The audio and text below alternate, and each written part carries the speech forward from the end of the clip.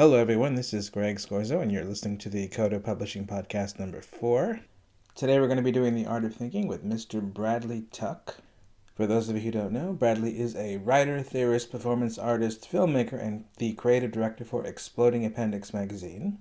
In this part 1 of a 2-part conversation with Bradley, we'll be discussing Bradley's new feature film, The Cake Tasting Society, and related issues such as post-2014 political culture, Slavoj Zizek, the Erasure of Progress, the Conservatism of Contemporary Feminism, Alfred Hitchcock's Psycho, Stanley Kubrick's A Clockwork Orange, the problematic nature of the male gaze, paradoxes of sexual liberation, and Bradley's views on contemporary queer identity and culture. So hello, Bradley. Hey, Greg, how are you doing? I'm doing quite well. How are you? Yeah, I'm good. Yeah, I slept a lot this morning. I was just very tired. Yeah, I slept like a baby as well because I have this new blanket that Lizzie bought me, which is very strange. In what way? It's really, really heavy. When you put it on you, it's like having another person sleeping on top of you. Wow. It almost feels like someone is giving you a hug. Yeah. And cuddling you, even though there's nobody there. That's how heavy it is. That sounds. I haven't tried them, but sometimes I do feel like. Sometimes you do, especially if you're just feeling a bit stressed, you do sort of want something like that. Yeah, well, when it puts you to sleep, like it really puts you to sleep. Mm. It's not like a normal blanket. Yeah. It really makes you feel like when you're in the dream world, you're really in the dream world. And when you wake up, you feel like super refreshed. Maybe I have to look into it. I have heard of it because I do care work. Yeah. Well, Bradley, so today you're going to be on my podcast. You're going to be our Art of Thinking guest number 2 after Karen Harradine. Ooh, and exciting. Yeah, so today I'm going to be talking to the fantabulous Bradley Tuck, who is many, many things. He is an essayist, a writer, a dancer, a performance artist, a theorist, a filmmaker, a musician.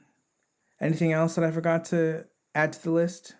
Model? I think that's... Well, I suppose I organise a lot of events and a kind of group. So I suppose there's a sort of... I don't know quite what the word is, but...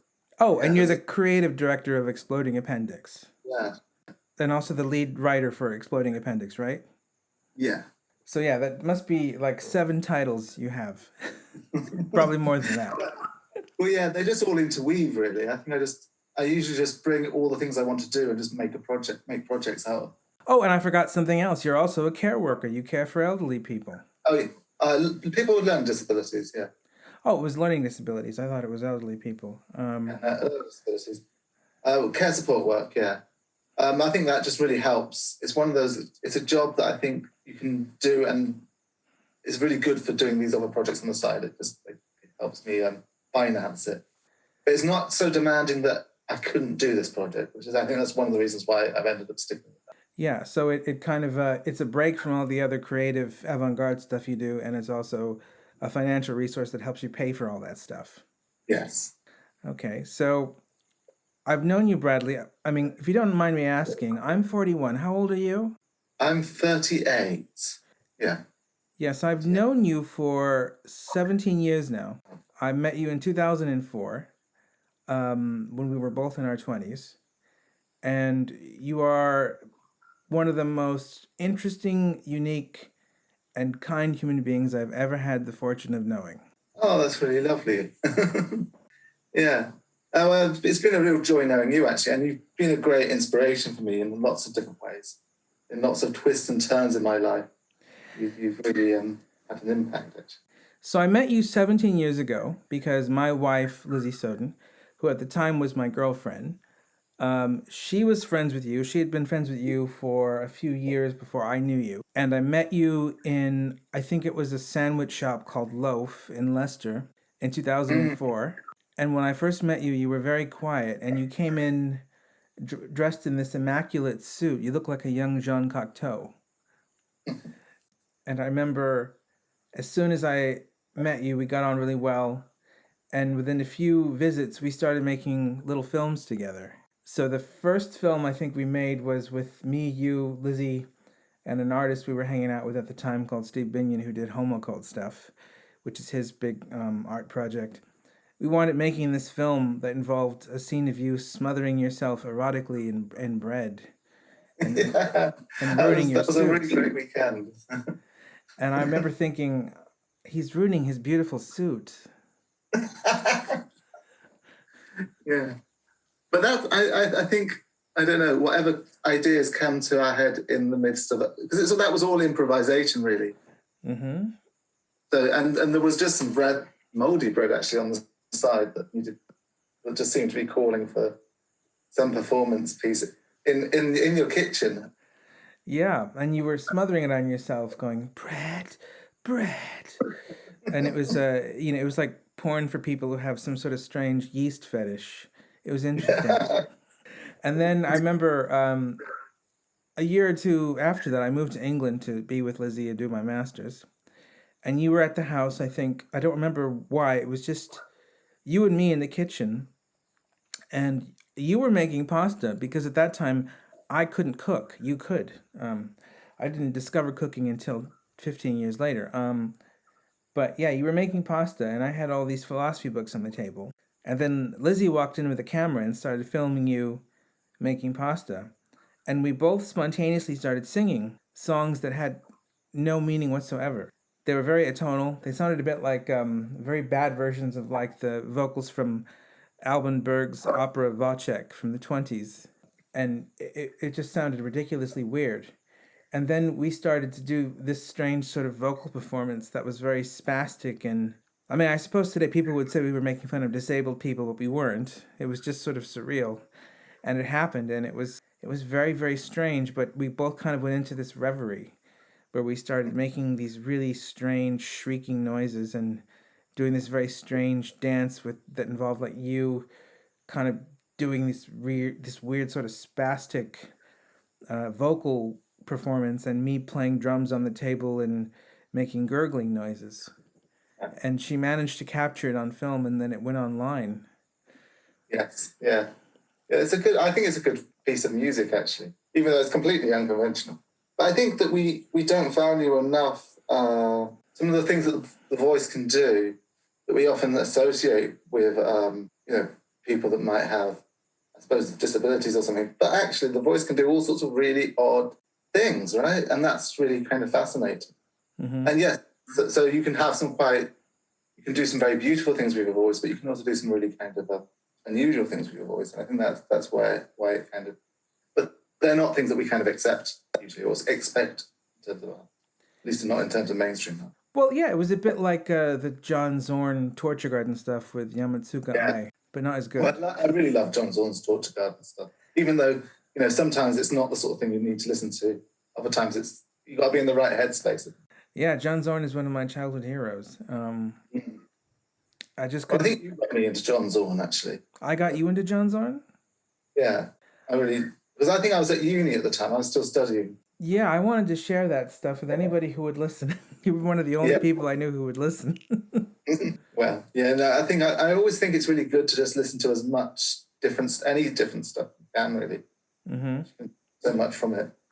And I remember a few years later, you used to come over to the house and we used to play all the music we can find from 1966, 1967, and 1968, including really strange, obscure electronic music no one's ever heard of. Well, I think you just guided. I think you did me a kind of course on 66 to 68, and I found that really inspiring. Actually, that was really because I think I was quite depressed at that time, and I think just being able to listen to music kind of got my brain back into kind of working again. Was that the first time you discovered Frank Zappa? I think it was, Frank Zappa at that period, yeah. Because you wound up writing a lot of things referencing him after that. Yeah, I did. I think I found his work, especially in that period, really exciting. What did you find exciting about his work in that period, just out of curiosity?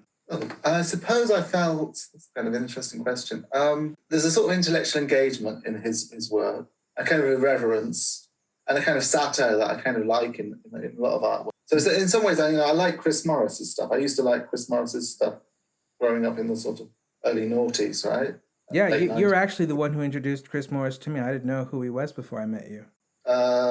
Frank Zappa and Chris Morris, they've got a similar kind of, I suppose, cynicism in society. Well, it's a very scathing, sarcastic, dark, sad, funny, ambivalent way of looking at social norms. Yeah, so both of those people, I think that sort of satire I really like. I'm kind of drawn to, because I also loved Monkey Dust as a TV show. Yeah, that you'd introduced me to that as well. I mean, I suppose what these things all have in common, which is lacking in political comedy today, is they're very they're not just about taking the piss out of something that the comedians clearly don't like and assume the audience is on board with. It's more about kind of exploring how something is disturbing, and it's not clear how you should feel about it, even though it has funny elements and it has tragic elements and it has really dark, dreamlike elements. Yeah. Well, I think it really, because you get these kind of directly political sort of satires, which sometimes can be quite good.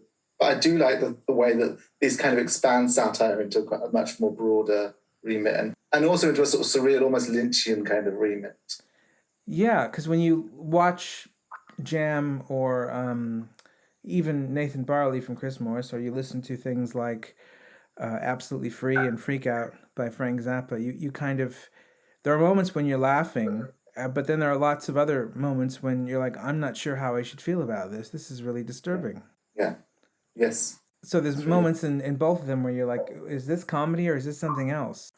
I agree. I really like that in terms of satire and how it can kind of push, or how it brings different elements of art together that I think I quite like. So that sort of weird, dark, surreal kind of stuff mixed with satirical observations and stuff, I just think really goes really nicely together. Yeah, I agree. I've always been fascinated by the fact that there's always been such a small amount of that stuff. And it feels like now it's almost impossible to encounter something like that from any institution that would have money to fund a big film or TV program or even record. You have to find that on the internet if you're going to find it at all. But yeah, I think YouTube is probably the space to find that, or different podcasts and things like that. So it seems like we're in a very strange time where art, if it's going to be edgy, it kind of has to be done on a super low budget in a DIY manner.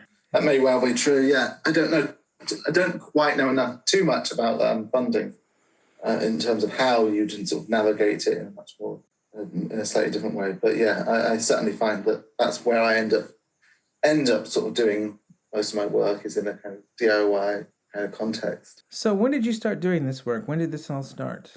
So I suppose, I did theatre studies for my undergraduate. I did philosophy for my postgraduate. But I suppose there's for a long time I've been interested in sort of performance and stuff. But it probably, in 2009 I started editing 1+1 Filmmakers Journal, which was sort of, I suppose it was a magazine about film. And there were some other we did little bits of filming at the time. Most of those haven't really become, or there was ideas for films that kind of came about at that period that haven't really didn't really manifest into much. There's a film called, this is Daniel Fawcett's Splendor Solace, which has some footage and stuff that we shot in that period.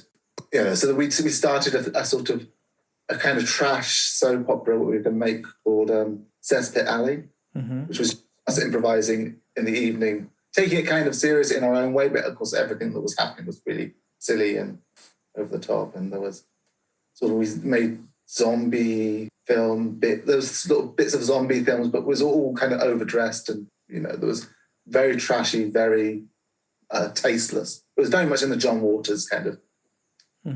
That was something that we were doing. That never turned into anything, but that was, there were these kind of creative things we were doing at the time. But most of it was being channeled into this magazine, which was 1+1. But I was kind of very into sort of Zizek at that time. So you had sort of, I suppose I was sort of exploring sort of Zizekian sort of film theory and writing. And so that kind of continued really until, well, I suppose your project, Culture on the Offensive, in some ways grows out of that project as well. There's a number of different projects that sort of, there was a kind of quite a diverse group of people that were involved throughout it. So it ran from 2009 to 2014, 2015. But it was there was a lot of projects that came out of it. Culture on the Offensive is one, Exploding Appendix is another. There's some other magazines that sort of emerged out of it, like Film Panic and stuff like that. Would you say that all of these projects, whether it's Culture on the Offensive or Exploding Appendix or Film Panic, that it came from a late noughties, very Zizek influenced scene in the UK? Yeah, I suppose something like Film Panic, which was Dan and Clara's magazine that ran for a while, that was less Zizekian, but I think both Culture on the Offensive, I mean, this would be up to you to say, but I would say that it has a feel of Zizek in there, sort of Zizekian left feel, at least it emerges out of that. Mm-hmm. Certainly think Exploding Appendix then sort of emerges out of that as well, I guess. So why do you think that Zizek in particular influenced all of this at this time? I suppose in some ways he does feel a bit like a Zappa-ish theorist. Mm-hmm. A sort of way of bringing those different things together. Not always being political. I mean, although he's sort of, very much in a sort of Marxist tradition, he's sometimes quite hard to place easily in a sort of political sense. You kind of go all over the place. I often find it very insightful, so you can mix in media studies with political theory, with political philosophy, sociology, economic, but it's all being mixed together in a way that, a lot of critical theory has done. But I think there was a kind of irreverence in Zizek in some ways, which has an aesthetic value, which sort of seems in that sort of satirical kind of, it seems like those sorts of satirical people we were mentioning a minute ago, actually. I don't know how you feel about it, because obviously your work grows out of that as well. Yeah, well, I mean, from what I remember, I was writing for 1+1, and then we started Culture in the Offensive, and then you started Exploding Appendix. I think it was 2017. Yeah, I did a lot of work preparing for Exploding Appendix in 2016, but it didn't come about until sort of January 2017. So Exploding Appendix was like doing live events with an audience in Brighton in 2017, and we were doing live events with an audience in Leicester at that same time. And one time, I remember you invited me to do one of your events as a panel guest. Yeah. And it's one of the most, it was on my birthday, I believe, in 2017. So I came to Brighton on the train, and I remember first you played some videos for an audience in a pub. The first one was you talking about free speech. And I remember some people kind of left in a huff because they associated free speech with the right. So they didn't... Well, I don't know who they left, actually. So this was a film about Charlie Chaplin, right? Yeah. And it sort of starts analysing Charlie Chaplin's later films, which I think are all to some extent, you could say they're all exploring speech, because, of course, this is the speech era. Yeah. Right? So it's when you can start talking. So speech emerges within The Great Dictator, for example. So Charlie Chaplin actually speaks at the end and does a speech. So its relationships to speech in a much more general sense is there. I was also looking at modern times, because I think there's a lot of interesting sort of Marxist-ish kind of analysis going on in that. Mm-hmm. So I was kind of pointing out that and drawing out how sort of political these films are. But of course, one of his later films is also A King in New York, which is about the sort of anti-communist, McCarthyist witch hunts.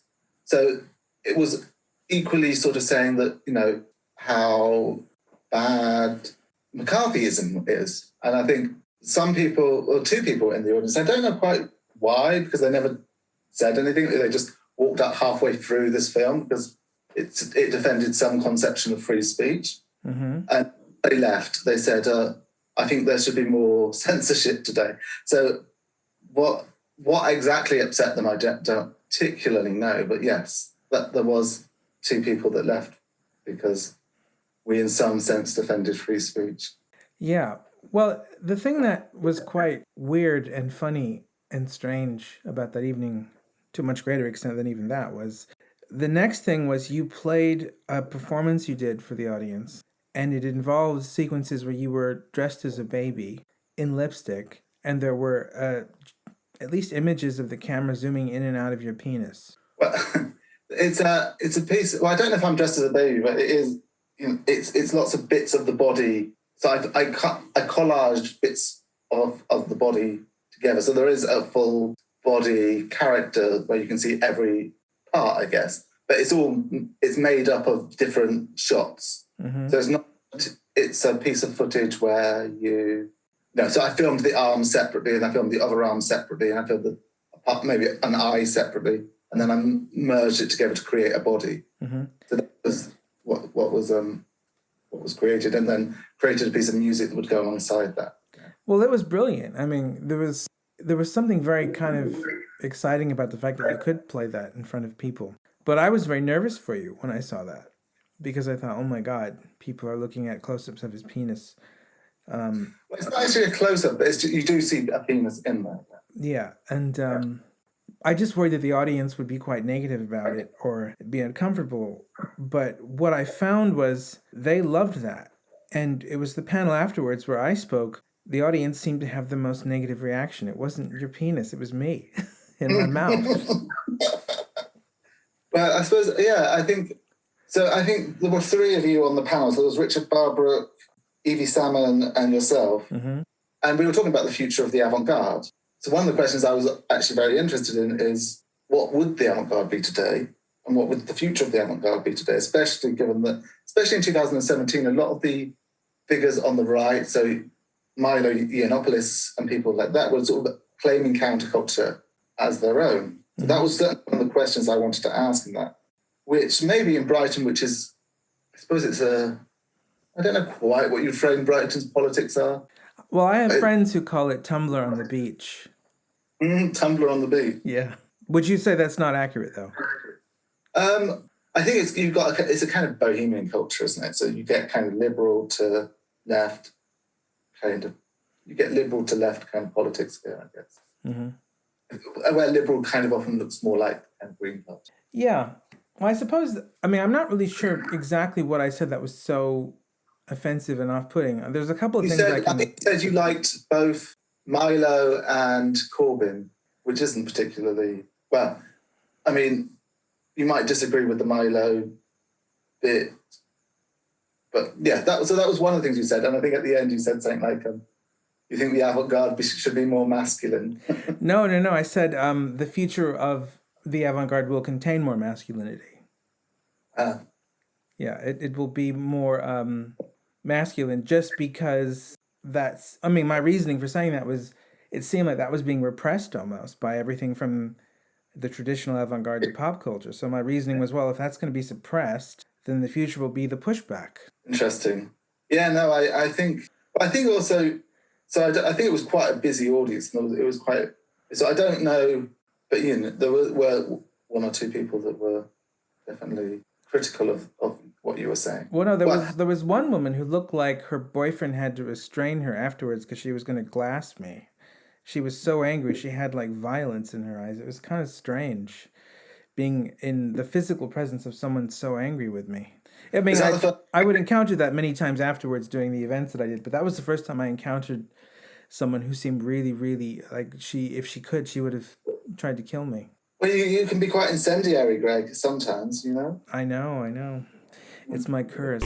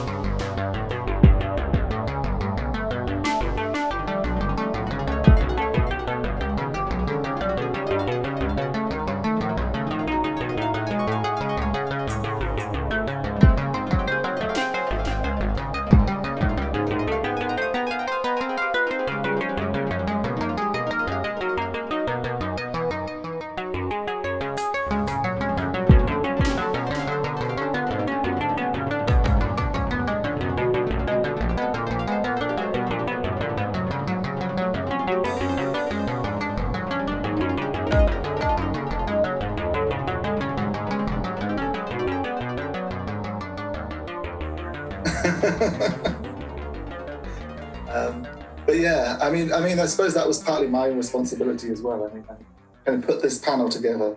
Well, it was a very important kind of experience for me in the sense that it was the first experience where I really felt in a very strong way that the world that I grew up in, that kind of 90s and noughties, even the world that we started these projects in the late noughties being influenced by Zizek, that world was over.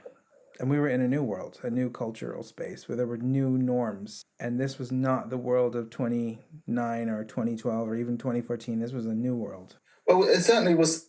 I felt like, especially at that period in 2017, I was trying between 2014 and 2017, I was trying to catch up on where the culture was and what was happening. And certainly not feeling certain where I stood actually in terms of culture. I mean, I probably still don't, but I feel a bit more. I feel in a way things have settled a little bit.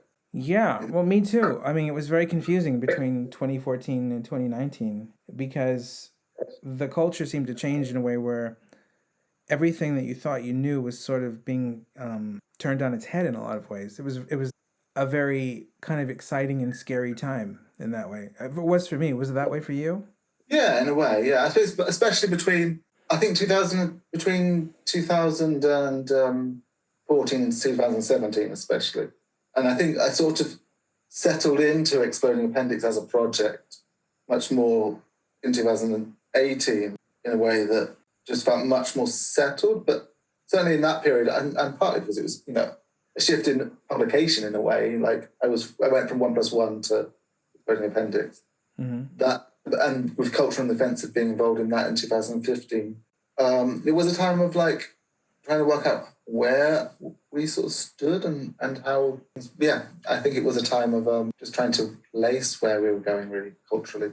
Yeah, I remember we were hanging out a lot in 2011 and 2012 when we were listening to a lot of 60s stuff. And we were kind of lamenting how conservative culture was. There was nothing revolutionary in it. And it was all like the most, abrasive thing in popular culture that you could get was Lady Gaga. And Lady Gaga was so anodyne, even though she seemed to think of herself as a radical. Yeah. And we were sort of pining for this radical culture. And then it seems like between 2014 and 2017, we got it. I'm not sure we did. I mean, I feel like you got a kind of... I still don't think we have, actually. I think there may be some sort of seeds of something like a radical culture. But we've got a kind of more... What we got was not so much a radical culture as a more aggressive Lady Gaga, as it were. Not herself, but all the things you noticed in Lady Gaga that seemed radical just became a little bit more amped up in sort of aggressiveness rather than... Yeah, it was like an angry Lady Gaga. Yeah. It's like rage-filled, angry, hateful Lady Gaga. What? I don't think we actually got the sort of radical culture we wanted at that point. Well, I don't think we got the culture we wanted, that's true. But we got a culture that seemed like it was really, really angry and wanting to tear down the old norms. And that seemed like, for me at least, that was very kind of scary because it felt like almost like somebody saying to you, are you sure this is what you really want? Because now I'm going to give it to you and see how you like it. And then when we got it, it was like, yeah, I don't know. This is creepy. Well, one of the things I do think we got, which I think has been a good thing, is people are much more... There was a kind of shake-up of people questioning things. That's true. And some polarization, I think, isn't necessarily a bad thing. I think a lot of the way that Twitter makes things polarized is a bad thing. But I think there are ways of, people questioning where they stand on issues and starting to rethink things is a kind of positive thing in some respects. It's just some of the ways it has materialized isn't necessarily. Well, it is definitely a world in opposition to the sort of 1991 to 2013 period, where everything seemed to be sort of depoliticized and politics was very technocratic, and no one really was that passionate about either politics or examining the social norms they took for granted. Whereas that totally went out the window after 2014. The question is, did we get something positive to replace that depoliticized culture, or did we get a bad politicized culture? That's the question. It's too early to say. I think hopefully there is I think, sometimes you can't see, maybe something we've put into motion in this decade, this era, might actually materialize as something much more interesting in the next few eras. Yeah, if you're talking about the 20s are definitely laying the seeds of many positive things that will come to fruition in the subsequent decades. But it seems to me that the teens, I don't know if you feel this way, it seemed like it was very much like a kind of, like an evil 1960s.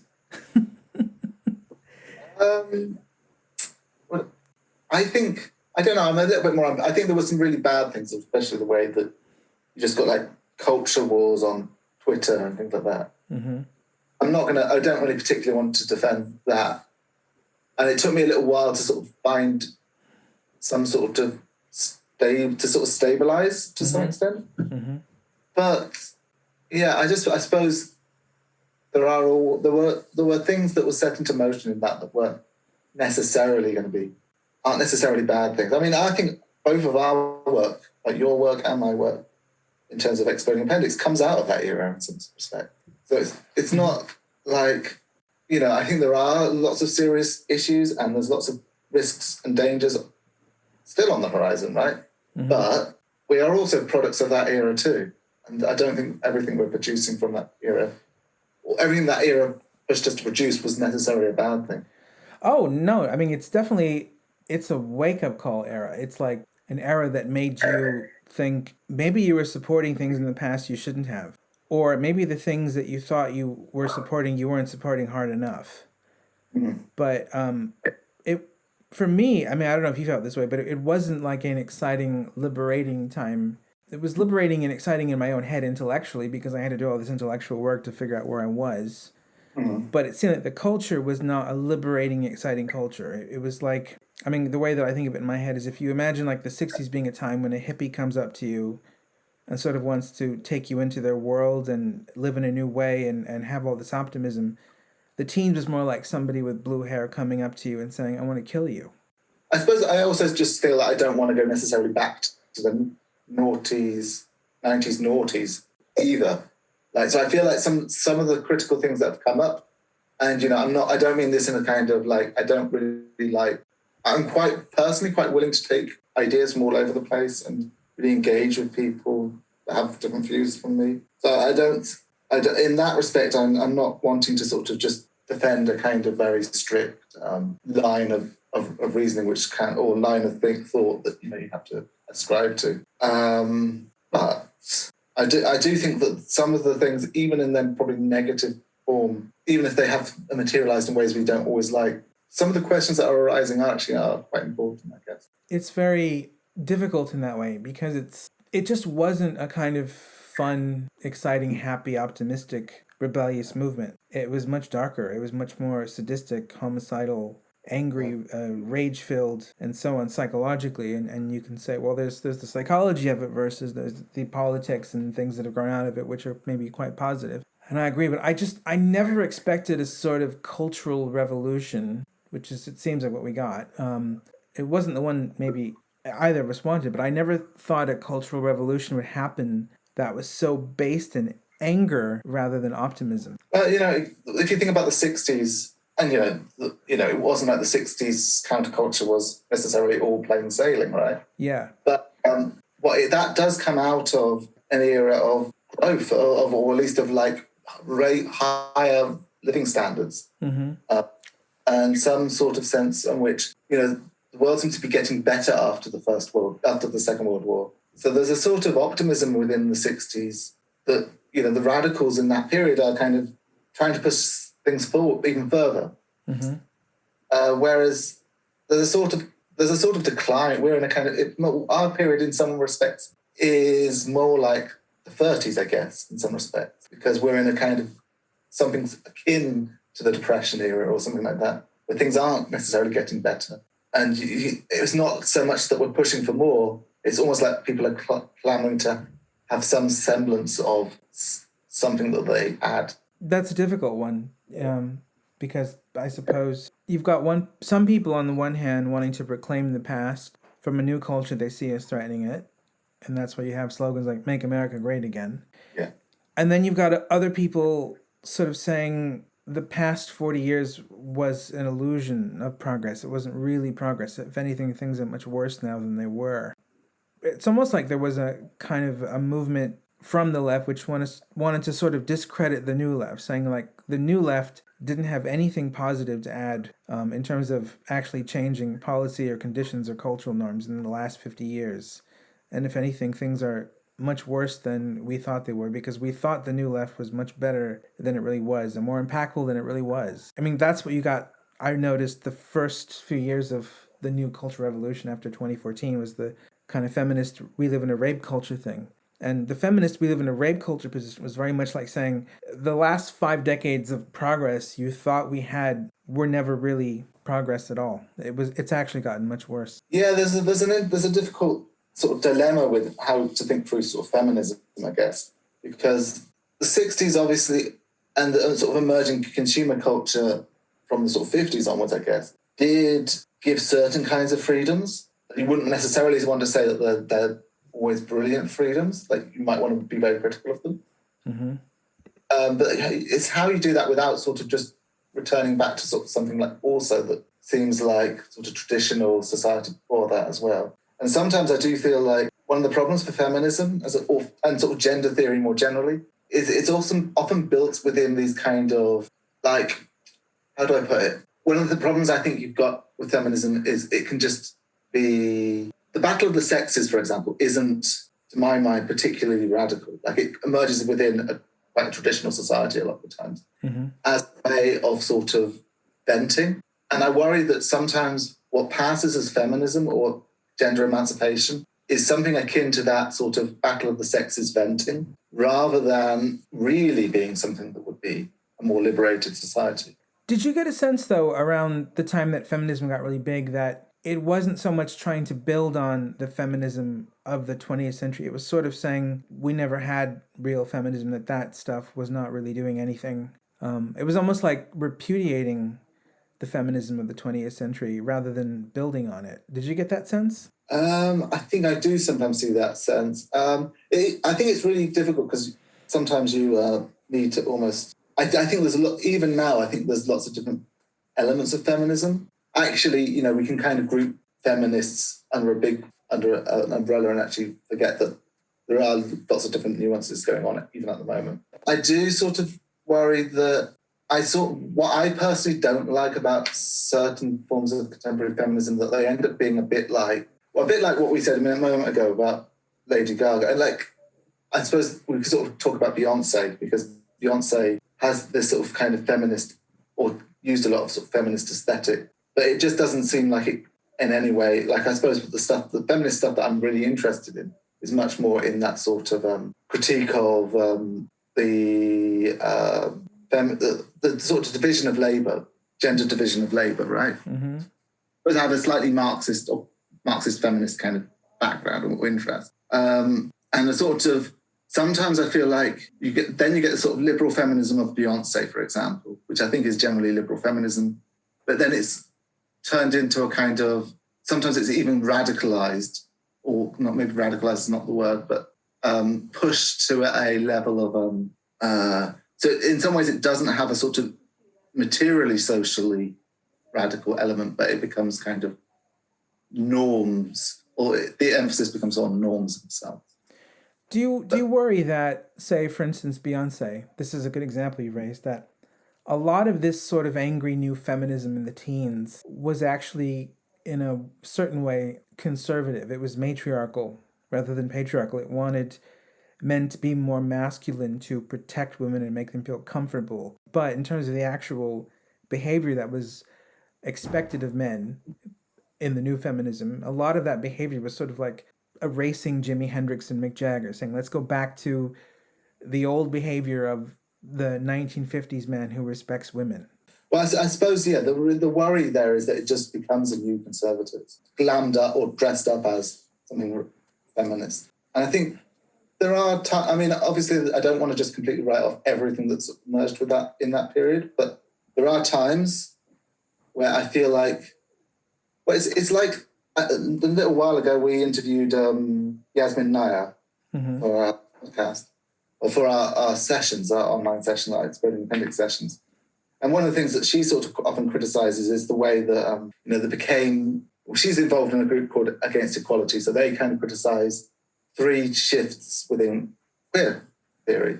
Mm-hmm. One is the sort of gay marriage thing. The second one is more LGBT people in the military. And the third one is prisons. And so, of course, that's in terms of like hate crime legislation. And so putting more people in prisons as a way of solving discrimination.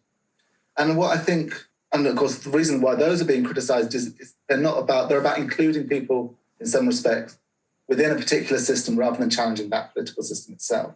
Mm-hmm.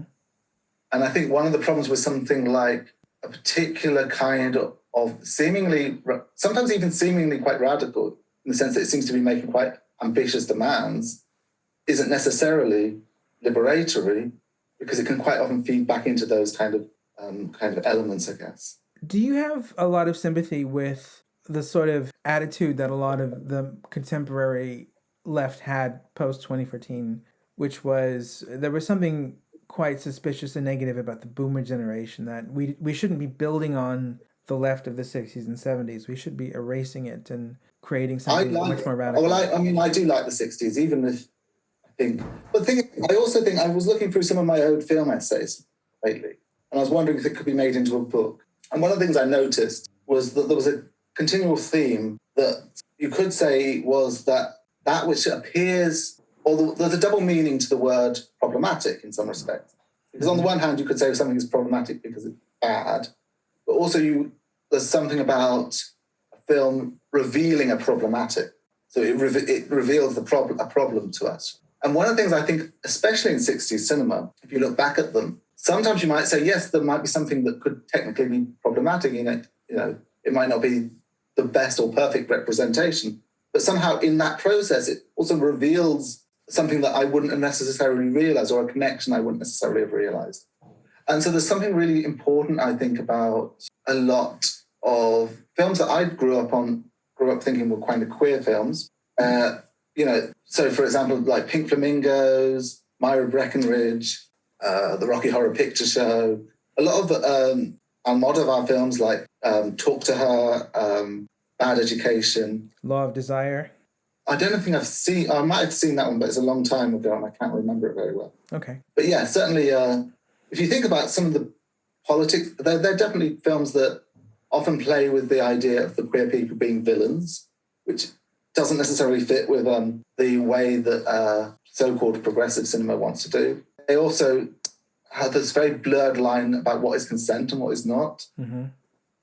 But what I think they do is they capture what is dangerous about desire in a way, or the way that there's a kind of ambivalence already in desire, which I think the 60s and 70s and some queer films that come after that are much more aware of that desire isn't something that's basically either liberatory or not liberatory, or like they're aware of somehow the dangers of desire and also the liberatory potential of them at the same time. And that's, I think, one of the problems that a certain kind of progressive, contemporary progressive politics can sometimes lose. So I think it's the ambivalences of the 60s and 70s films and later films even, some into the 90s, that are able to be ambivalent about desire in a way that I think in some respects we've kind of lost, or at least within certain kind of mainstream ventures.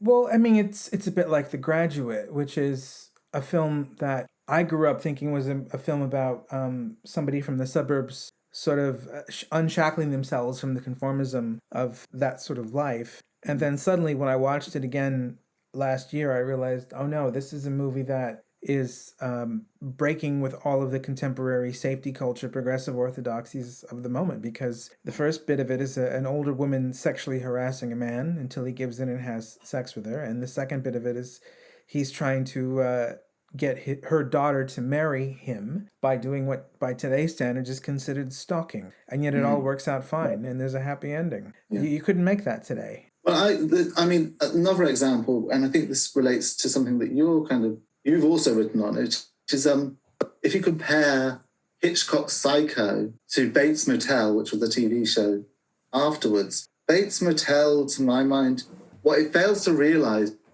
was the subversive potential of Psycho. So it kind of often it's almost like it corrects all the things that we could kind of consider bad about Psycho. So if we were to rehearse the kind of negative critique of Psycho, it would be something like that it has this kind of gendered violence scene in the shower, that it's got this matriarchal figure that's kind of really negative, that it sort of demonizes mental health issues in some sort of way. And if you take those elements and then kind of correct them, which I think Bates Motel does, but what it fails to do is realize that when there's the violent scene in the shower, Hitchcock is actually critiquing the gaze. In some respect, he's critiquing how Hollywood makes us view women. So by failing to sort of take that into account, it seems to have this really clunky scene where, the Norman Bates character in this TV show still kills women, but there's moments where it almost tries to make him look slightly progressive. And there's also moments where it seems to be sort of... So what was the other one? So the mother is portrayed as being not necessarily this matriarchal, horrible woman, but a woman that's struggling given her circumstances and all these other things. Well, the problem with that is that in some ways what Hitchcock was able to do with the critique of matriarchy, because matriarchy, at least the matriarchy of Norma Bates in that film, is not particularly distant from the sort of norms of the family, and it was a way for Hitchcock in many ways to critique the family and conservative traditions, albeit through a matriarchal figure rather than a patriarchal. But by removing that, you kind of take away that critical dimension. And in terms of psychopathy, one of the things that's interesting about people like Freud, but also Brecht. If you think about Brecht's theatre, there's a certain sense that his whole alienation technique is about almost going towards the stereotypes.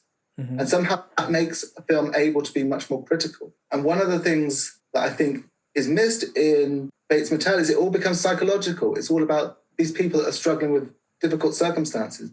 But what you don't get is the social critique, which was actually going on in Hitchcock. Mm-hmm. Whatever criticism you want to aim at Hitchcock, at least be aware that there was actually a social critique, whereas I feel like the social critique gets lost in Bates Motel. Yeah, no, I agree. I have written about this as well. The way that I saw Psycho was about a critique of traditional family sexual norms, as you said. Mm-hmm. But it was the subversive element in Psycho that I don't think any critic has really seen, is it's saying the traditional norms were not patriarchal re-sexual expression. The traditional norms were matriarchal, and they were devised by women for women. And the sort of punishing features of old morality prior to the 60s were really about protecting the values and the desires and the wishes of the mother. Insofar as there were things like slut-shaming and, real stigmatization of anybody having sex outside of marriage, that was mostly done by and for women in that old system. And when Marion Crane is murdered in the shower, that's not so much a critique of the male gaze. That's an acknowledgement that the old morality punished the male gaze in a way where the new 60s morality wanted to liberate it. And the sort of feminist story that the male gaze was always liberated until feminism came along, I see Hitchcock as saying, no, actually, the prohibition and the shaming of the male gaze, that came from women. And what the 60s actually did is it freed the male gaze temporarily until feminism wanted to put it back under the covers, as it were. I've read your piece, and I think it's really interesting. But I also think that in some respects, some of that critique can be, it's not necessarily incompatible with a lot of feminist critiques. I think that patriarchy, if you want to call it that, has often required, or certainly in the sort of 50s kind of model, required some sort of division of labour where women had certain powers within the home, mm-hmm. right? And whereby you had matriarchal figures like Norma Bates. So I think there's also room for something like a feminist critique in there. Yeah, maybe. A marriage between yours and the feminist critique. But yeah. Well, this is interesting, actually. One of the things that I've thought about since I wrote that piece in 2014, the piece you're referring to is Psychofeminism from Hitchcock to Hollaback and Back Again. One of the things I've thought about since that is when I wrote it, I was very kind of leery of the new feminism, which seemed to be all about punishing the male gaze. So I thought, well, we've already had a movie about punishing the male gaze, and that movie is Psycho, and we've moved past that with the 60s and the liberation of the male gaze, which was a good thing. And now people are wanting to put it under the covers again. This is terrible. But what I've actually been thinking about since then is I'm actually more ambivalent now about the male gaze, because one of the things that I can see in both feminism and someone more conservative like Jordan Peterson, what they both seem to be in agreement about is the male gaze generally and the expression of male sexuality generally makes women, on the whole, feel kind of uncomfortable. And that discomfort and that feeling of threat in women doesn't create harmonious relationships between the sexes. And having those harmonious relationships is actually quite important.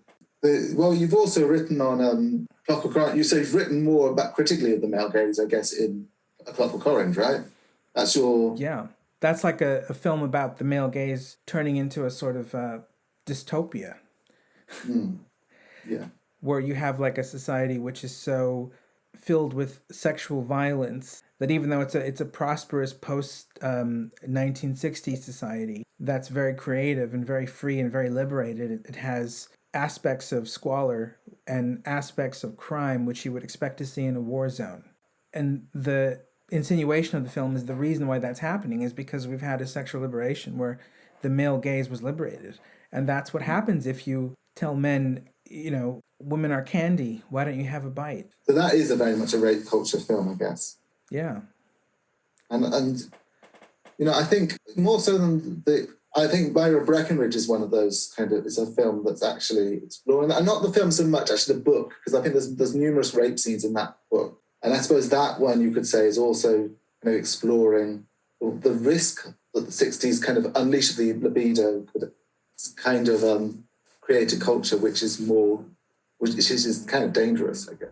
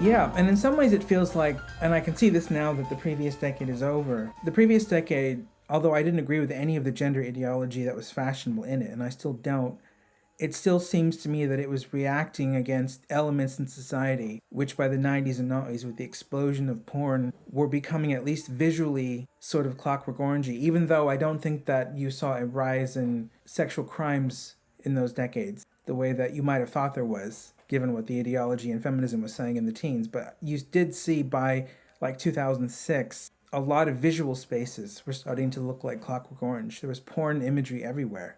Do you remember that? Yeah.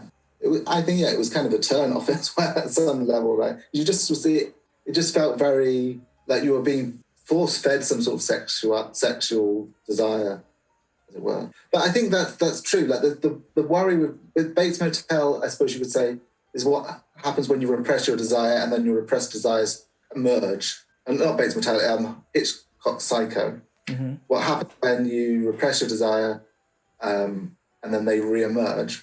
And then I suppose with Clockwork Orange and some of these other films, which are sort of much more based in the sort of 60s or the emerging 70s. It's about the risk of what happens when you free the libido, as it were. Mm-hmm. And is there a danger in that? Yeah. But it's difficult because on the one hand, I think freeing the libido has plus and minuses. But one thing that it seems like everyone who's got an ideological axe to grind has a hard time admitting is, most women benefit from the sort of introverted elements of sexual liberation, like being able to have sex outside of marriage, reproductive rights, abortion rights, the decriminalization of homosexuality, these sorts of things. But this sort of extroverted, promiscuity-oriented elements of the sexual liberation, they seem to mostly not participate in except for a small minority of women. And when it comes to men sort of expressing their libido and saying to random women on the street, you look hot, I want to fuck you, I'd love to come on your tits, blah, blah, blah, that mostly makes women feel horrible. So it seems like the kind of extroverted elements of the sexual liberation that are related to male pleasure mostly are in conflict with the sort of world that makes most women feel comfortable. Yeah, I suppose. Well, I suppose complete sexual freedom has its minuses because ultimately you want to control who you can be, who you can be. You want to be in situations where you don't want to be forced or coerced into doing stuff that you don't want to do, really. Or having someone kind of aggressively come at you with sexual advances that you don't necessarily want. Yeah, so it seems like the suppression of the male libido is like a precondition of women feeling warm Anyone's towards... libido, just any libido to some extent. Yeah, so it's like a precondition of women feeling comfortable and warm and affectionate towards men is that they don't approach women without taking into account that women don't have the same sexuality generally. And they're not going to be flattered by things that a man would be either flattered or indifferent to if a woman did those things to him on the whole. Yeah, well, I suppose it's just there's an issue of people don't necessarily have the same desires, and they don't necessarily communicate their sexualities in the same way. Mm-hmm. And so, to some extent, you need to kind of know a context to kind of to know what you can do. But at some point, you don't want a society that completely... But you also need a relatively fluid society so that you can have expression. So there's a kind of balance there. Yeah. And there's also the problem of asymmetry, which is if it's a man's job to suppress his desires to make women feel comfortable and to be attracted to women, he's got to do these things that might involve him being judged as not worthy enough if he doesn't do these things by women. Then the question becomes, okay, well, what as a woman should you have to do for men if you're heterosexual? What is your job in the exchange? And if the answer to that question is you don't have to do anything because you're oppressed and all you have to do is take, and all the man has to do is give, that's also a bad situation for male and female harmony. That also adds animosity in a different way. Yeah, I mean, I'm not a relationships advisor, so I suppose, but yeah, I think that there's working out how you negotiate a relationship or of any kind, whether it's a long-term monogamous one or not, does require something like some kind of negotiation. And some of that's not necessarily overtly verbal ones, but sometimes it is more overtly verbal ones. But there are usually certain forms of negotiation that goes on within making a relationship work.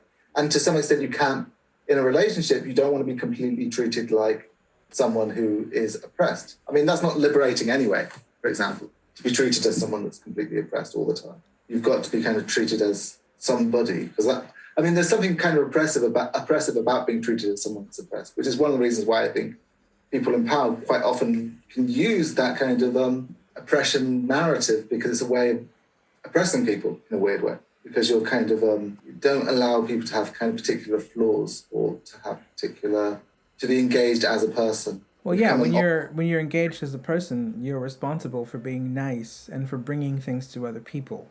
Yeah. When you're seen as an oppressed person, you're not responsible for anything. All you can do is demand and take, and everybody almost has to be subservient to you because you're a representation of a power imbalance they're trying to correct in the wider society. You're not a person, you're a representation of a person, or a representation of a demographic group's power levels. Yeah. which is why I think, sort of what you might call the cultural project of neoliberalism, the sort of human resources style project where, you're no longer mediating the workplace predominantly through unions or almost like that, but you're actually regulating the workplace through notions of inclusion. And I sort of say inclusion with some sort of inverted comma, because it's very much a sort of managed inclusion. So it's sort of about saying how all the things that look kind of progressive about sort of human resources models is that they're very good at managing disputes. So and they're usually ones where the boss still remains in power at the end and the structure of the workplace still remains the same, but there's a sort of a way in which you're pitched against your employees, or you're kind of so all these things that seem superficially progressive sort of wind up being sort of reinforcing that sort of same power structure, I guess. Mm-hmm. But they do so in a way which is often around this sort of narratives of inclusion or narratives of participation. So you become sort of like, you're seen as a good employee. And I think there's a wonderful book called The New Spirit of Capitalism by Chiapello and Boltanski. Mm-hmm. One of the things that they sort of explore is how, I think at one point they talk about how the workplace becomes, rather than the boss telling you what to do, the pressure of other employees sort of participating in overlooking on each other. So although it becomes participatory, workers sort of forcing each other to kind of sort of keep certain standards is a way of regulating the business. And so it becomes almost horizontal in certain respects.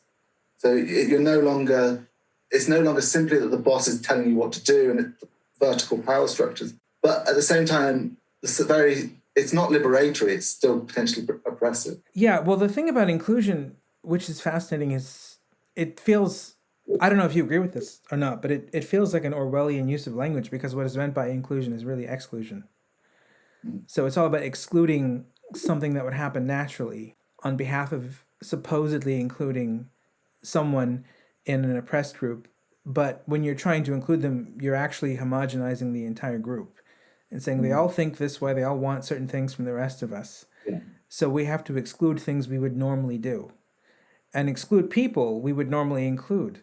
So really, inclusion is mostly about exclusion. Well, it's almost like sometimes, especially as someone who's genderqueer or gender non-conforming, I often feel like the way that a lot of, suddenly you read some sort of stuff on queer theory and you think, wait a minute, did I ever say I wanted this? There is a certain sense in which you get talked to as if you're somebody that, as if all people who are genderqueer want the same thing. And the same goes with racial inclusion as well, if you're a person of color. And I think it's actually really patronizing and really horrible. But you can see how within a business structure it works, right? It's a way of regulating and also presenting yourself as a way of regulating any kind of disputes, avoiding any lawsuits, and simultaneously presenting yourself as the good guy. And I think that in that context, it becomes quite dangerous. Marcuse talked about repressive tolerance. I think in some sense what we've got is something like repressive inclusion. It seems like it's actually gone sort of further than what Marcuse was actually talking about. Yeah, well, I think there's something to that. One of the interesting things that you can really see when you look at the depoliticized era prior to woke politics that we came out of, like the 2013 to 1991 period, is everything had an ideology. It's just that now we're super conscious of ideologies. We don't understand them very well, but we're super conscious of everything having an ideology. Whereas a lot of things that at the time appeared like they weren't ideological, when you see them now, they seem very ideological. Like, if you look at the culture around porn in the 90s and noughties, that culture today looks very ideological. Yeah. So, for instance, the other night I was perusing through YouTube and I found these clips of Howard Stern. And I used to watch Howard Stern when I was a kid. And that was sort of like the first time I saw sort of women really aggressively trying to arouse people in mainstream media because he would have porn stars on all the time. And he had this thing he would do called lesbian dial-a-date. And in the clip that I saw the other night, there was Jenna Jameson, this porn star, who was huge at the time, and her girlfriend called Nikki Tyler, who was also a porn star. Right? They did this thing where they were going to have sex with 3 of Howard's female listeners. And ostensibly, you thought, okay, this is really kind of like a game show skit, which is really designed to turn on the male audience, because these 3 random female strangers who the porn stars can't see are going to kind of audition to have sex with the porn stars, and the porn stars are going to pick one of the women so that the 2 porn stars can give this one woman who wants to have her first lesbian experience an experience with 2 of the biggest, most famous, most hottest porn stars in the world, right? So initially you think, okay, this is just about titillation. This is just about, like almost democratization of sexuality, giving like people on the street a chance to have sex with 2 hottest women on the planet. But then what actually happens is the porn stars, they can't see the 3 women. So when they pick the woman they want to have sex with and she comes out, they're not attracted to that woman. So what happens is they interview the woman and the porn star separately. The woman says, I can't believe I'm going to have this amazing experience with these 2 beautiful women. I feel so blessed, blah, blah, blah. And then in another room, the porn stars are saying, yeah, we don't fancy her. But we feel, well, we should do this because she feels so excited to be with us. And it would be kind of mean if we didn't. And that's hilarious because like they're actually telling to the mass audience that they don't fancy this woman, as if that's not mean. And then they wind up having sex. Then afterwards, the 2 porn stars again get interviewed. And they're sort of describing this sexual encounter with this every woman in a way which is really horrible. And they're talking about how it was only 5 minutes. They used saran wrap. They didn't know what they were doing. They felt awkward. They got her off as hard as they could. And then they make fun of her orgasm noises. And it's a really horrible, humiliating kind of thing. And then when you're done, you realize, oh, wait a minute, this does have an ideology. And the ideology is know your place. The ideology is that if you're an ordinary looking person, you can't have sex with these beautiful people who have sex for a living without experiencing something like humiliation and rejection, even if it's behind your back. So don't try to mess with the people you watch when you orgasm, because those people aren't for you. It's really horrible. Sounds a really horrible show. But that was so ubiquitous in American media in the 90s and 90s when porn became mainstream. And when you look at it now, you really do see part of what made that culture erotic and titillating was the fact that it wasn't about democratizing sexuality. It wasn't about sexual freedom. It was about reinforcing hierarchies of beauty and really, communicating to people there are certain people that when they're hot, they're better than you, and you should stay away from them, and you should pay for them, because it's almost like you're like Charlie in the chocolate factory. You're looking at the kids eating the candy, but you have to stay outside. You can't go in the candy store, because if you do, you'll be humiliated, because you'll be looked at as an inferior piece of candy. And that was the message over and over and over again of every show that sort of celebrated porn and tried to titillate the male audience with porn stars. It was always, know your place. Stay away from these people. They're above you. Yeah, which was, I suppose, was why you see a big surge in body positivity and stuff as a reaction against that, I guess. Yeah, definitely. But the paradox is the body positivity stuff feels like it might be lying in a way where that stuff, even though it was horrible, it was more honest. And that's why it was more erotic. Yeah, well, I think it sort of does show to what extent some of the things that were coming out in the noughties, or the 90s and noughties, were just really horrible stuff, actually. And I think that's why, you can see where this anger comes from, actually, where anger comes from, and rightly comes from, by that period. Yeah. No, I agree. It was a very, I don't know what caused this, but it's, when I look back on that media now, it seems very, like, sadomasochistic. It seems like there's a lot of, like, hurting people and laughing at hurting people and humiliation, and all of that stuff is tied with fun and sexuality and eroticism. It's almost like coupling eroticism with pain and exclusion. Yeah, well, this was the period like Jackass, and you had Playboy Mansion. What was that show, Playboy Mansion stuff, with Hugh Hefner on? Oh, was it? I know what you're talking about. It's where they filmed the inside of the Playboy Mansion and all of his female furniture. Yeah. Fighting amongst each other about petty, trivial things, right? Yeah.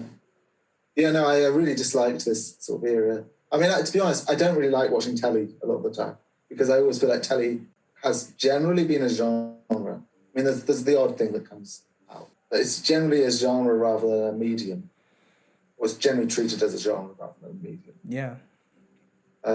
Which is a shame because, you know, it's the odd moments where you get things like Twin Peaks or something, especially the new one, which sort of breaks some of those rules. But generally, you've got this kind of television as a kind of genre, which has very strict limits on what it actually does, which is really sad, actually. Yeah, no, you're absolutely right.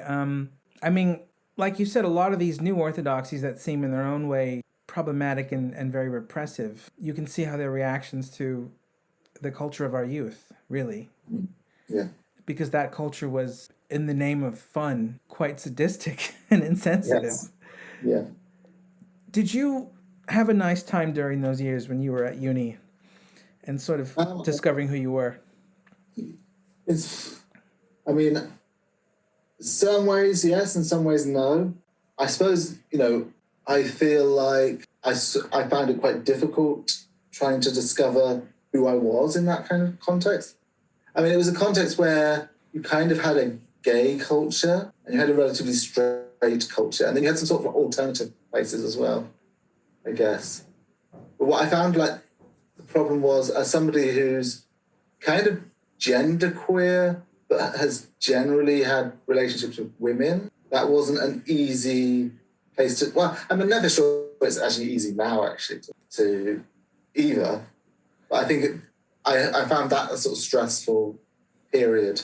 I found it sort of stressful because I suppose I sort of saw the gay scene itself as somewhere that was kind of liberatory at first, and then realised it wasn't really geared to me.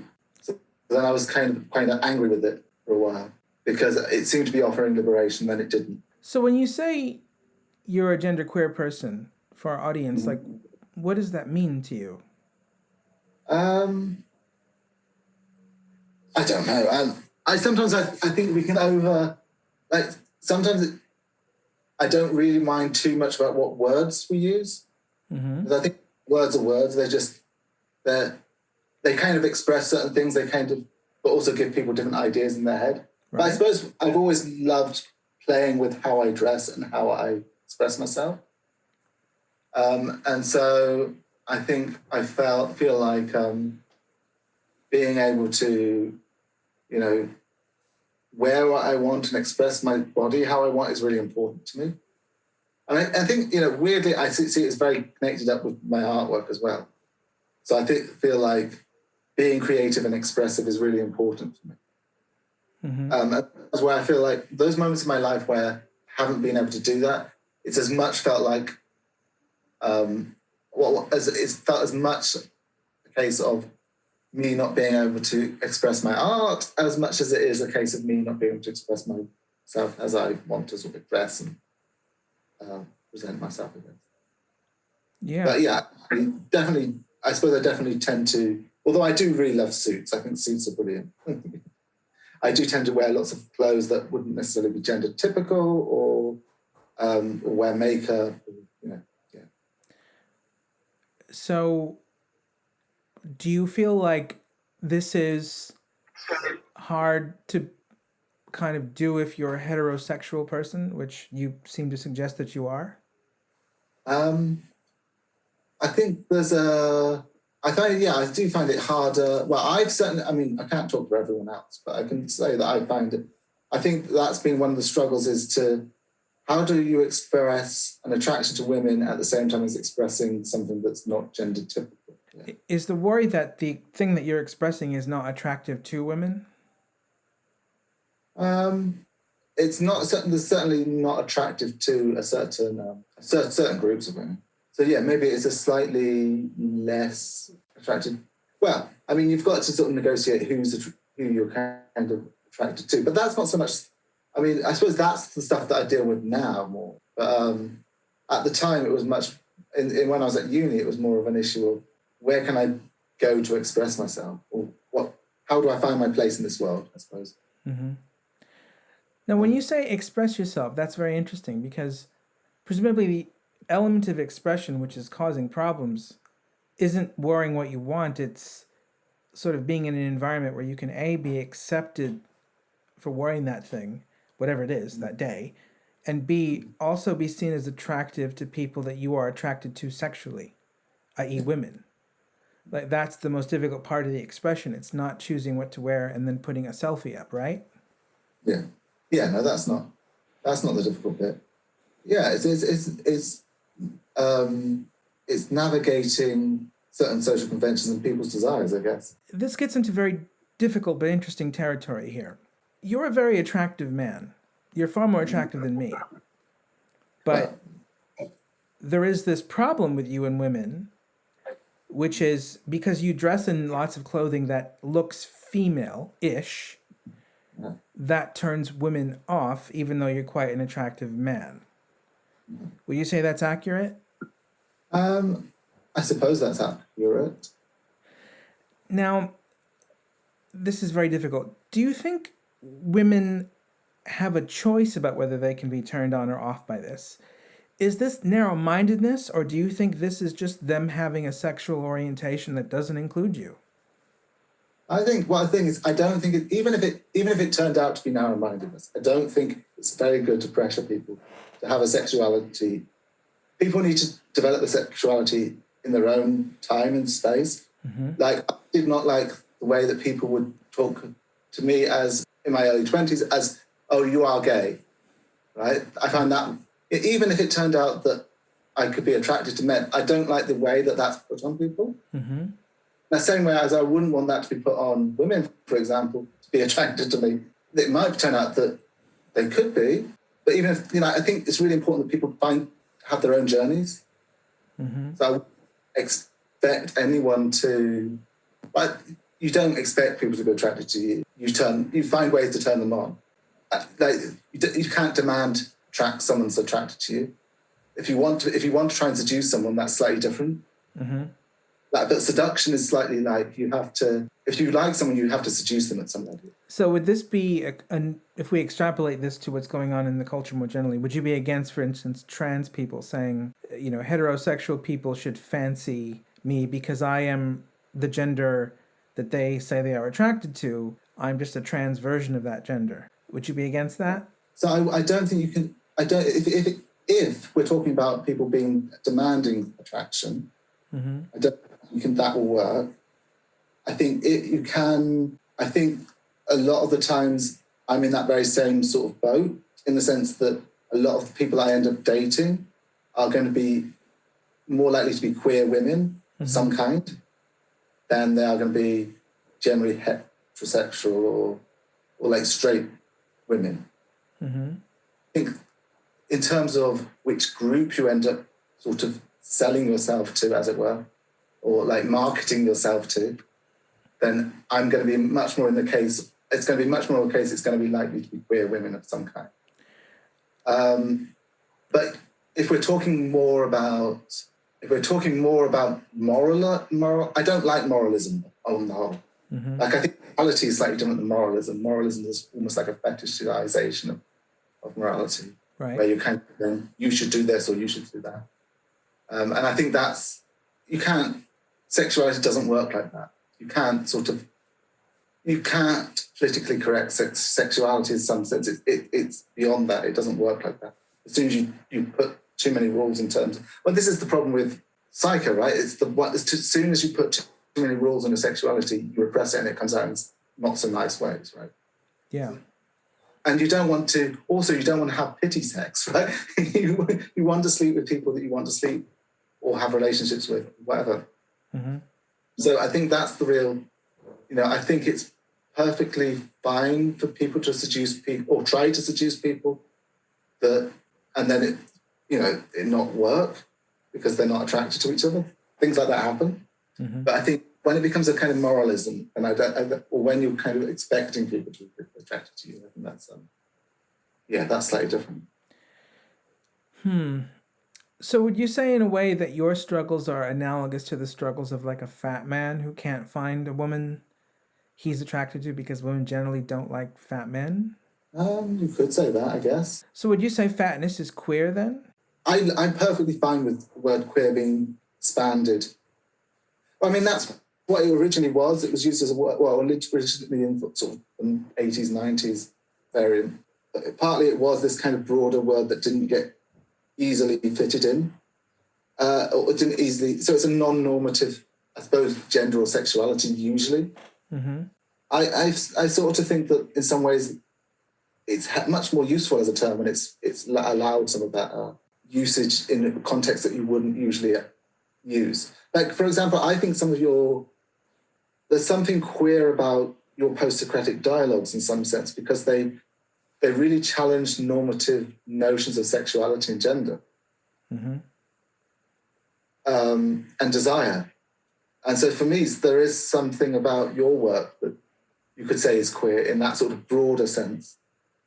And I think the worry about reducing things to an identity is that as soon as they become an identity, you no longer look at the context.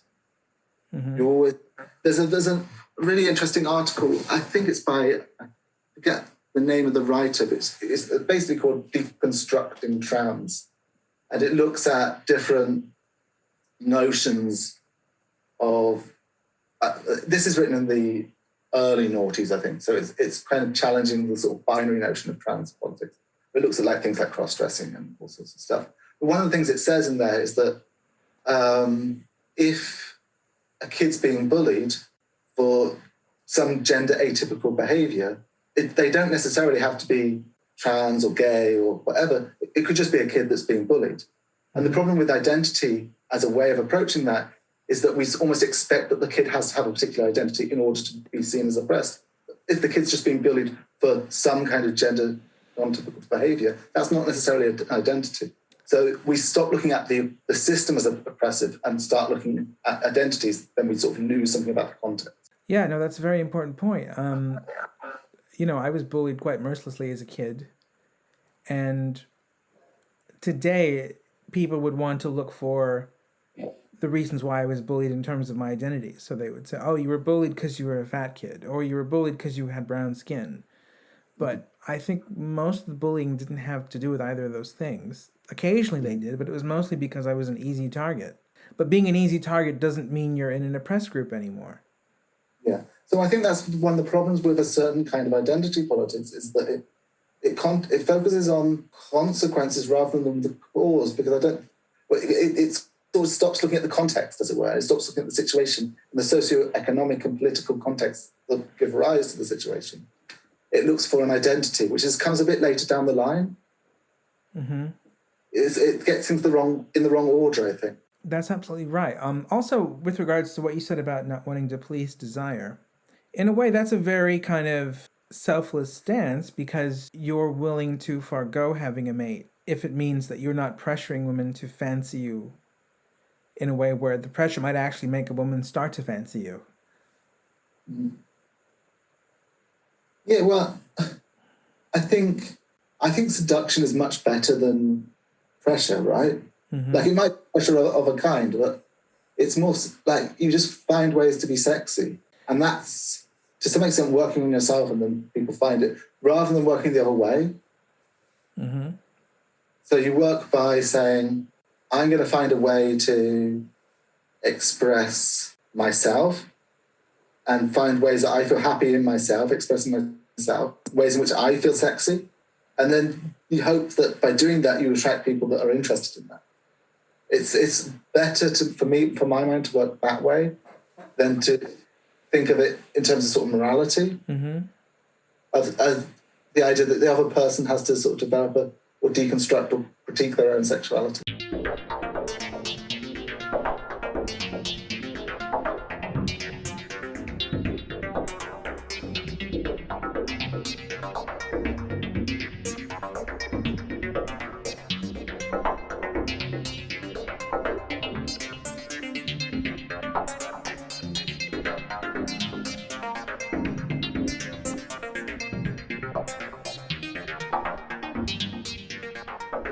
On the other hand, and this is something where I have some, believe it or not, sympathy with the trans people that are complaining about not being fancied, there are certain desires, certain erotic sexual preferences that seem like expressions of kind of unpleasant personalities. Yeah, that's true. But then do you want to have a relationship with that person? If someone has a kind of narrow-minded sexuality, potentially, and that has some kind of cruelty built into it, are they, I mean, maybe you will do. Maybe it's kind of a slightly kinky thing, actually. But maybe you don't. I think that's actually the thing. Like, I don't necessarily want to have relationships with people that have negative. Yeah, I was thinking of sort of an example of this might be the character Janie E. from Twin Peaks, who, for those listening who haven't seen Twin Peaks, basically her sexuality is if a man protects her, makes lots of money, does things around the house, is handsome, is attractive, that's all she's interested in. And she doesn't care about anything else about him if he fulfills those roles, including the fact that he behaves like a toddler. Now, that's an extreme, exaggerated version of this kind of sexuality that is an example of a sexuality I personally don't like. But the kind of sexuality that I personally don't like, and I don't know how you feel about it, is sexuality which is all about fulfilling a role expectation. And if you fulfill the role expectation, you're in. And if you don't, you're out. But who you are is of very little importance. Yes, I can see that. But there's a balance, right? Because it's good for people to challenge their own sexuality. Mm-hmm. So I do think, because, those things that you might think you desire, and I'm often finding, I find that things I think I might not desire, I do, or things I do, then I feel more complicated. But, our desires they're not like something that you can always kind of demarcate in a very clear way. Mm-hmm. Yeah, I think our desires work in desire isn't always kind of something you can say, like, this is very strict. Well, sometimes it might be for some people. Mm-hmm. But I think our desires work in certain unusual ways. So it's good to kind of at some level challenge our desires. Mm-hmm. To say, well, is there some sort of prejudice or some sort of something else going on in my desire? Mm-hmm. But then I just think there's a difference between that. There's a difference between that and then expecting someone to be. Like, if they don't do that work, I don't know. It's different. But I suppose it's a question of. I suppose there's one question about how do you develop your own sexuality and work on your own sexuality and trying to understand your own desires and maybe the prejudices that might be underpinning it. And on the other hand, I think on the whole, when you're actually in a relationship or when you're trying to build a relationship or trying to find someone, you don't necessarily work on the moral level because it's not quite a moral level as such. It's more about how do you sort of express yourself, sort of play on some of your traits to sort of seduce the other person and all these other things. But it's not really a case of what should the ideal person be as such. Mm-hmm. So what would you, let's say, feel if you found a woman that you had a very strong mental connection with, you fancied her, you had a very cerebral, strong push towards each other, she was very beautiful, she thought you were very beautiful, which you are, but let's say that it was part of her sexuality that she doesn't fancy anyone that isn't someone she finds very beautiful, and when anybody who looks not quite so beautiful comes up to her or flirts with her, she's deeply offended because she thinks that only beautiful people should have her or should know that they should even be in erotic proximity to her, as it were. Would that bother you, or do you think it wouldn't bother you? So I suppose different people have different boundaries, and I think that sometimes that no one should be in a position where they have to sort of, I don't know, I think this is a difficult one. I think it's important to be able to be nice to people generally, mm-hmm. Even people that are trying to flirt with you. I think that there's also when it's someone trying to flirt with you, it's kind of relatively good to be, and you're not interested, it's good to be able to communicate that you're not interested relatively straight away. Like, it's good to set up some sort of boundaries sometimes. So if you're like in a context where you're in a club or something and someone's flirting with you and you're not interested. Mm-hmm. Okay, well, let's make it more specific then. Let's make it more specific. Suppose the woman, if other people flirted with her, she would communicate very quickly she wasn't interested, but it would, be something she might consider flattering or fun. But if a fat person did that, or if someone she just thought was really unfanciable did that, she'd be offended. Mm-hmm. How would you feel about that? I mean, I'm not sure that we don't all do this to some extent anyway, to some extent, maybe. But on the whole, I don't think it's a nice trait. If it's, if you accept the behaviour for some people and not for the other people. But I think there is something where people will accept more from people they're kind of turned on by, would people they're not. And I think that's just a lot of the time happens. Yeah. But yeah, I think it can be quite a nasty trait potentially. So you wouldn't like it if a woman had the trait of feeling like there are beauty hierarchies in the world, she's at the top, and she expects everyone else on the lower rungs to know their place. I don't like that. I mean, that sounds like the Howard Stern episode, right? That sounded really quite cruel. Yeah, that's the kind of woman I was thinking of. Imagine you fell in love with a woman like that, who had that trait, but she had loads of other traits that you liked and you fancied her and all the rest of it. Within a relationship, you can be you can criticize the other person, right? Say, I don't like the way you treat this person.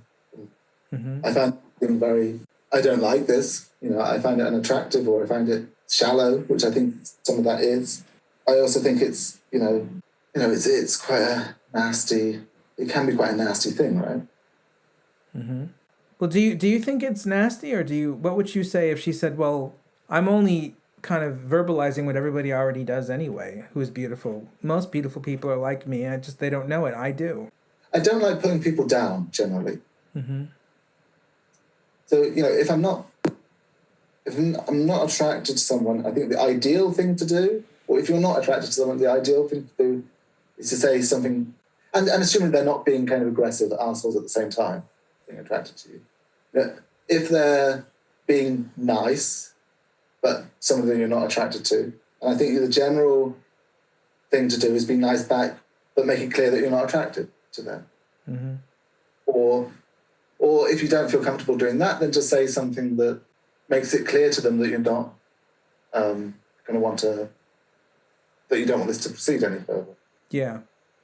But you don't do it ideally you don't do it in a way that's cruel or just not nice. I mean, do you think part of niceness is to pretend that there are no beauty hierarchies? It depends what you mean. I mean, I don't really like the idea of going up to people and telling them that they're not attracted, because they will be attracted to some, right? I think so. Maybe there is some truth to the fact that being nice doesn't mean having setting up beauty hierarchies or saying that there's. I mean, maybe there is some element of denial in that. So here's another example. Suppose you're with your girlfriend who you love and fancy and all the rest of it. Some guy who was fat started flirting with her. She was quite nice to the guy, but she let him know she wasn't interested. And then as soon as he left, she said to you, "Oh, God, I can't believe that fat slob tried to chat me up. He was so disgusting. Did you see his chin? Did you see his belly? Ew." How would you feel if she said that to you? Okay, so that's she's not doing it directly to the person. Yeah, just to you. Yeah, I still find there's something about that. Yeah, I don't like that attitude particularly. No. That's interesting. Do you dislike it because you think, well, everybody would probably think those things in her situation, but a nice person would keep them to themselves? Or even if they think those things, there's a way of expressing them that just seems a bit. I do like a bit of tact, I suppose, in some contexts. What's interesting is you want tact from her to you on behalf of him. He got her tact. It's you that didn't. Yeah, it's interesting.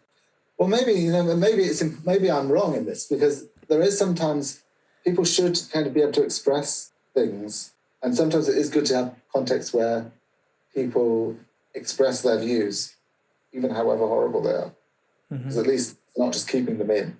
Well, the question, though, is why is that horrible? Is it horrible because you want to live in a world where somebody like him could chat her up, and you despair at the fact that we don't live in that world?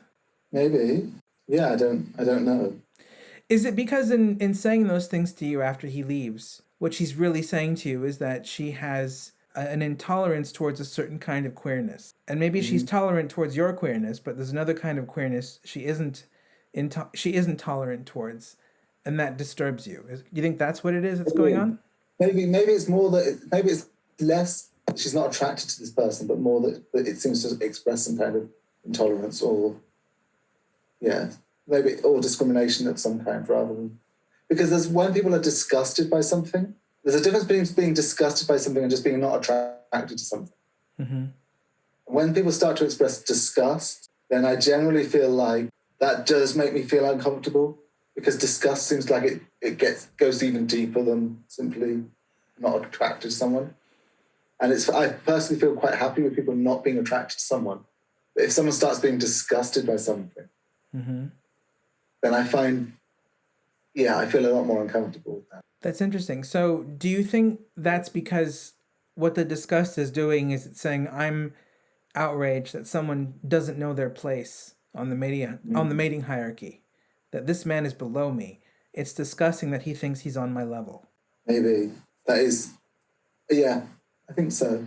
That makes sense. There is sort of a sense in that. But on the other hand, is it the case that there is a mating hierarchy, and is it the case that he should know where he is on that hierarchy so as to not make her feel disgusted? I don't think there's a mating hierarchy, at least not in that sense, because there are people that might be attracted to that person, right? Mm-hmm. And they might look like that the person that's meant to be my girlfriend in this context, in this hypothetical story. Mm-hmm. So I think there are people that, who's attracted to who, you can't always tell simply by looking at. And, you get a lot of, you can't necessarily assume who's attracted to who based on that outward. Sometimes you can kind of get a guess. You can kind of guess what sort of person they might be attracted to. Mm-hmm. Can't know for certain. And I think the fact that some people might flirt with someone doesn't necessarily mean that they shouldn't. Just like you can't completely. There is a certain point that you have to try and see. So is what's going on? There is a beauty hierarchy. Your girlfriend is at the top. This fat man is at a lower level. But because there is the potential, at least, for the hierarchy to be transcended, we shouldn't express disgust at attempts to transcend the hierarchy, because when it is transcended, that's a positive thing. I suppose the sense in which there is a hierarchy is that there's general assumptions about who's attracted and who's not in society. They're vague to some extent, and some extent they may be, whether they're biological, whether they're socially constructed, that's another issue. But the main thing about them is that they do sort of exist. People have some sort of idea who's attractive, but they don't exist in a fixed or clear way. And in each person's personal mind, it might be very, very different. So someone that might be attractive to you, Greg, might be different from your partner, Lizzie, right? Mm-hmm. And that might be very different from me. And then somebody else that we might know might have a very different. So we probably all have some sort of preference hierarchy within our own individual desires that somehow has some relationship to what might be seen as a general sort of socially agreed on or socially assumed hierarchy. But it doesn't work in a very clear cut way.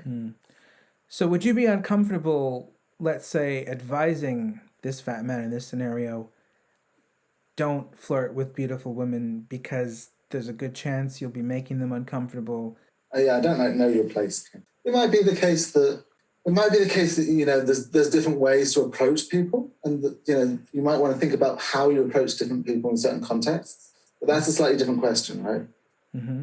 Yeah, I mean, but I suppose the question is, if you are low on the hierarchy of what society considers beautiful, whether that's a social construction or not, should you know that you're low, and should you know that you're taking risks, and that you risk humiliation or risk being thought of in a terrible way by someone if you have the temerity to flirt with a beautiful woman?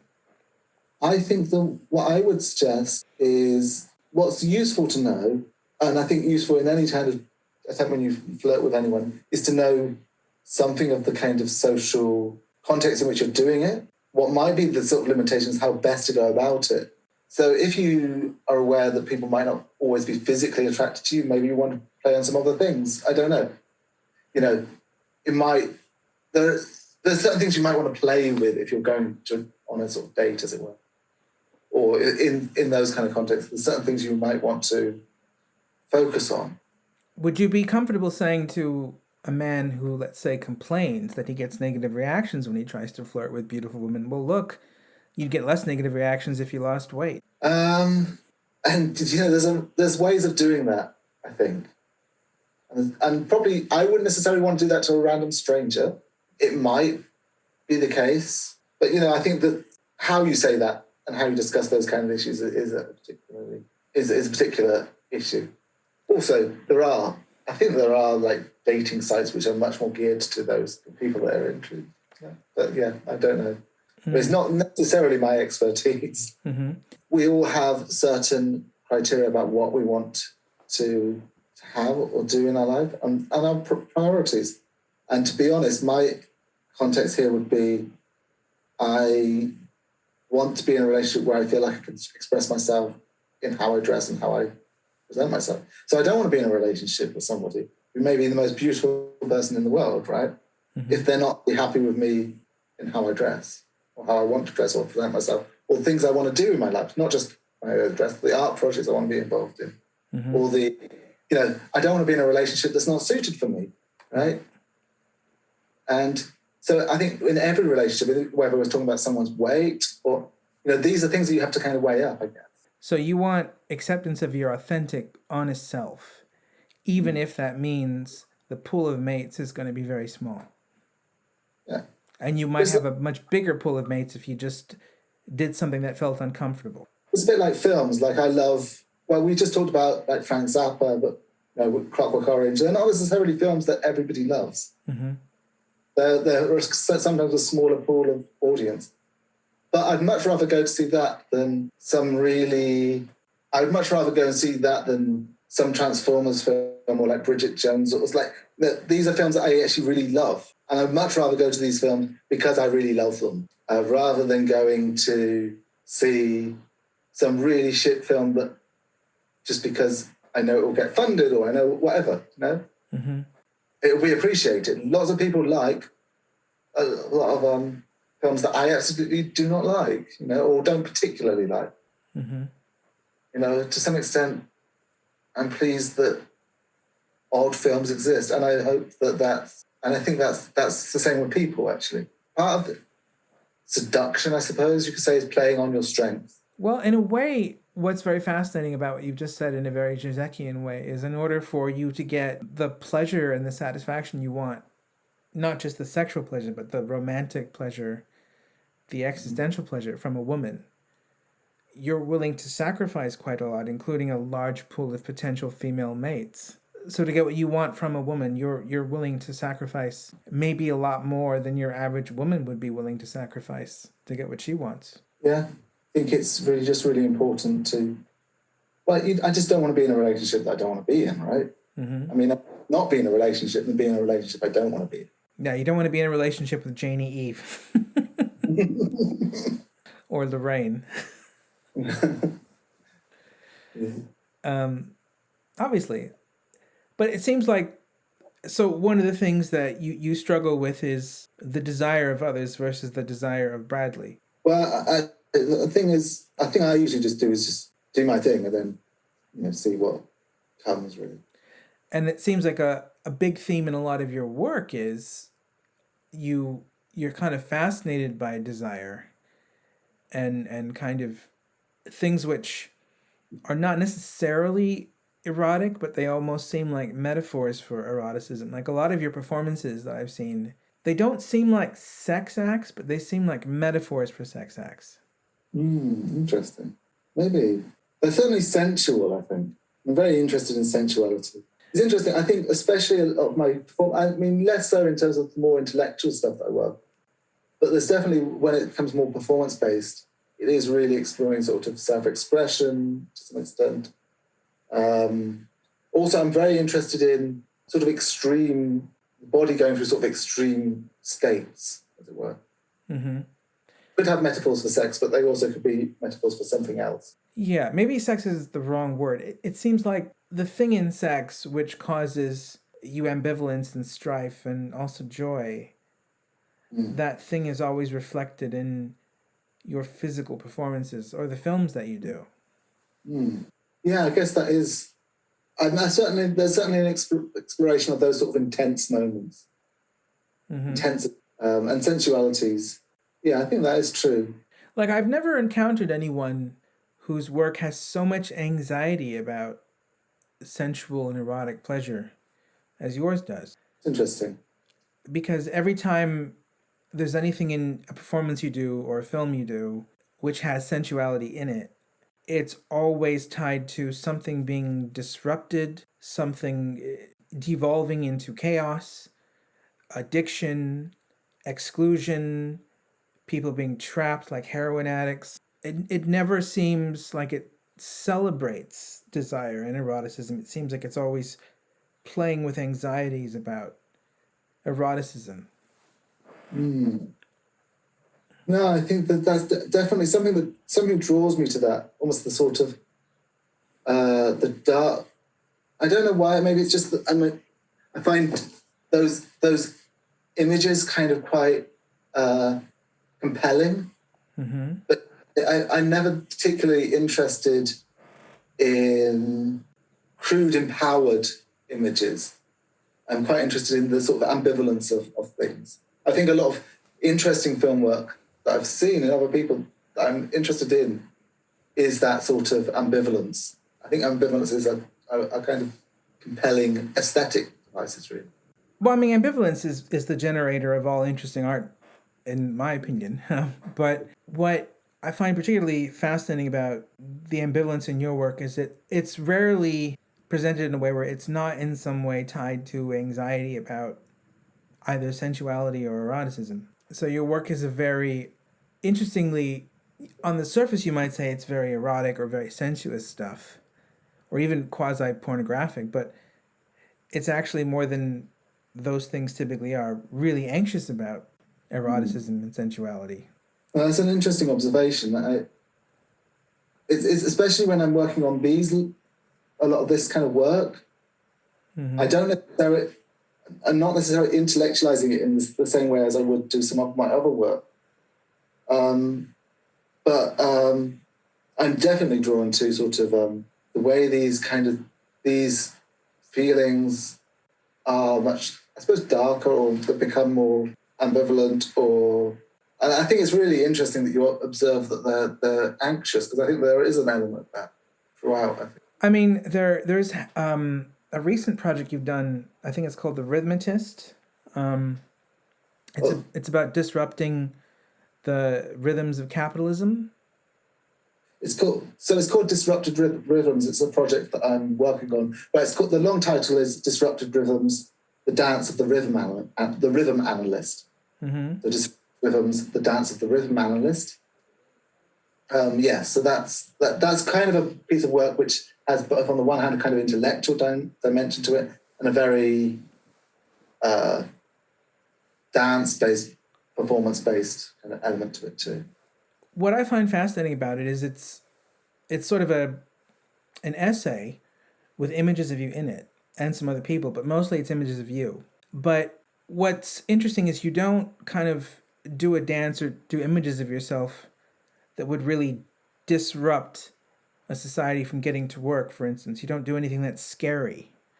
You don't do anything that's, like putting yourself in the middle of a road waiting for cars to come towards you, or anything that would be sort of stereotypically disruptive. The disruptive element in it is that you seem to be in these kind of states of erotic reverie in these images of yourself. So it's like you're tying eroticism and sensuality with the disruption of society. So I suppose what I was wanting to do, it's less about just finding ways to disrupt capitalism as such, but more about how rhythms are in this constant process of disruption. And one of the reasons this project came about was because of COVID, right? Because COVID was a kind of disruption of the rhythm of our usual life. So we had a rhythm in place, then COVID came along, and that produced a completely different rhythm. And I just happened to be reading a lot of Henri Lefebvre at that time, his book on rhythm analysis. So I was thinking about how rhythms kind of underpin all sorts of elements of life. So he uses analysis of people walking down the street, for example, and how there's different rhythms, but also how routines have different rhythms, and also how capitalism itself has different rhythms. So there's a lot going on in that. And simultaneously, I was working on just meeting up with people to dance. I just thought, well, let's bring those two projects together, really. So that's how that came about. And so part of the photography, so it's photography and we're filming it as well. So we're filming and photographing these dance performances, which usually involve creating something. And then I'm also writing something at the same time. And sometimes they match, sometimes they don't. But yes, you're right. There's an element of this which is less about, I mean, we're going to do some other performances, so it will go into different directions. But the one specifically that was the essay you're referencing was on the beach.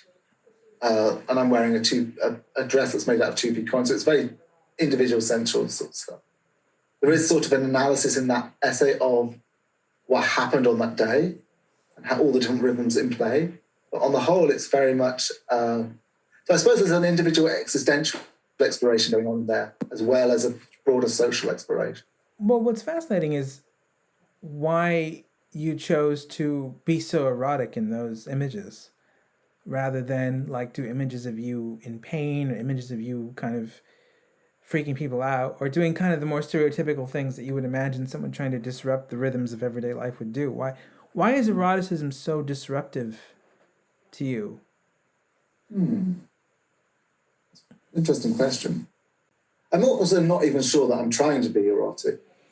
I mean, the fact that I'm sort of I have a certain way of presenting myself, and then I kind of go into that space and I sort of explore that space, and the sort of interaction with the other people there. And it's sort of dance. So dance has an element of eroticism to it anyway, to some extent, or it often does. So there is an element of eroticism in a very general sense. I mean, at the end of that essay, I do sort of talk about the project as a form of eroticism, about the ways. But eroticism, what was interesting to me was eroticism not so much as sex or even related to sex, because I was reading a really interesting book called Sappho and the Virgin Mary, which is by a writer called Ruth Fenita. One of the things that I thought was really interesting is she started talking about, I mean, this is a feminist text, really, sort of feminist theory text, but she starts talking about Leonardo da Vinci's mother-child. Oh, so it's basically Mary and Saint Anne, which is Mary's mother, and the baby Jesus. And of course, there's nothing particularly erotic in on one level, because it's obviously not a sexual relationship. But what fascinated me about her analysis of it as it being this kind of matrilineal line, and the way that there's a kind of the love between the mother, daughter, and child in that section. What was really interesting about that analysis in terms of eroticism was that there is something erotic even in non-sexual relationships. And I thought that was quite an interesting thing to kind of explore. Interesting. What do you think is erotic in a non-sexual relationship?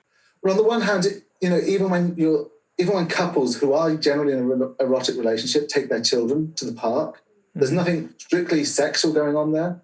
At the same sense, there is something sexual going on there, or something erotic going on there, because it's an expression of that relationship and the working on this kind of raising a child together, and there's things going on there. And I suppose you could see in a broader metaphorical sense, eroticism sort of permeating everyday life in a much more broader sense.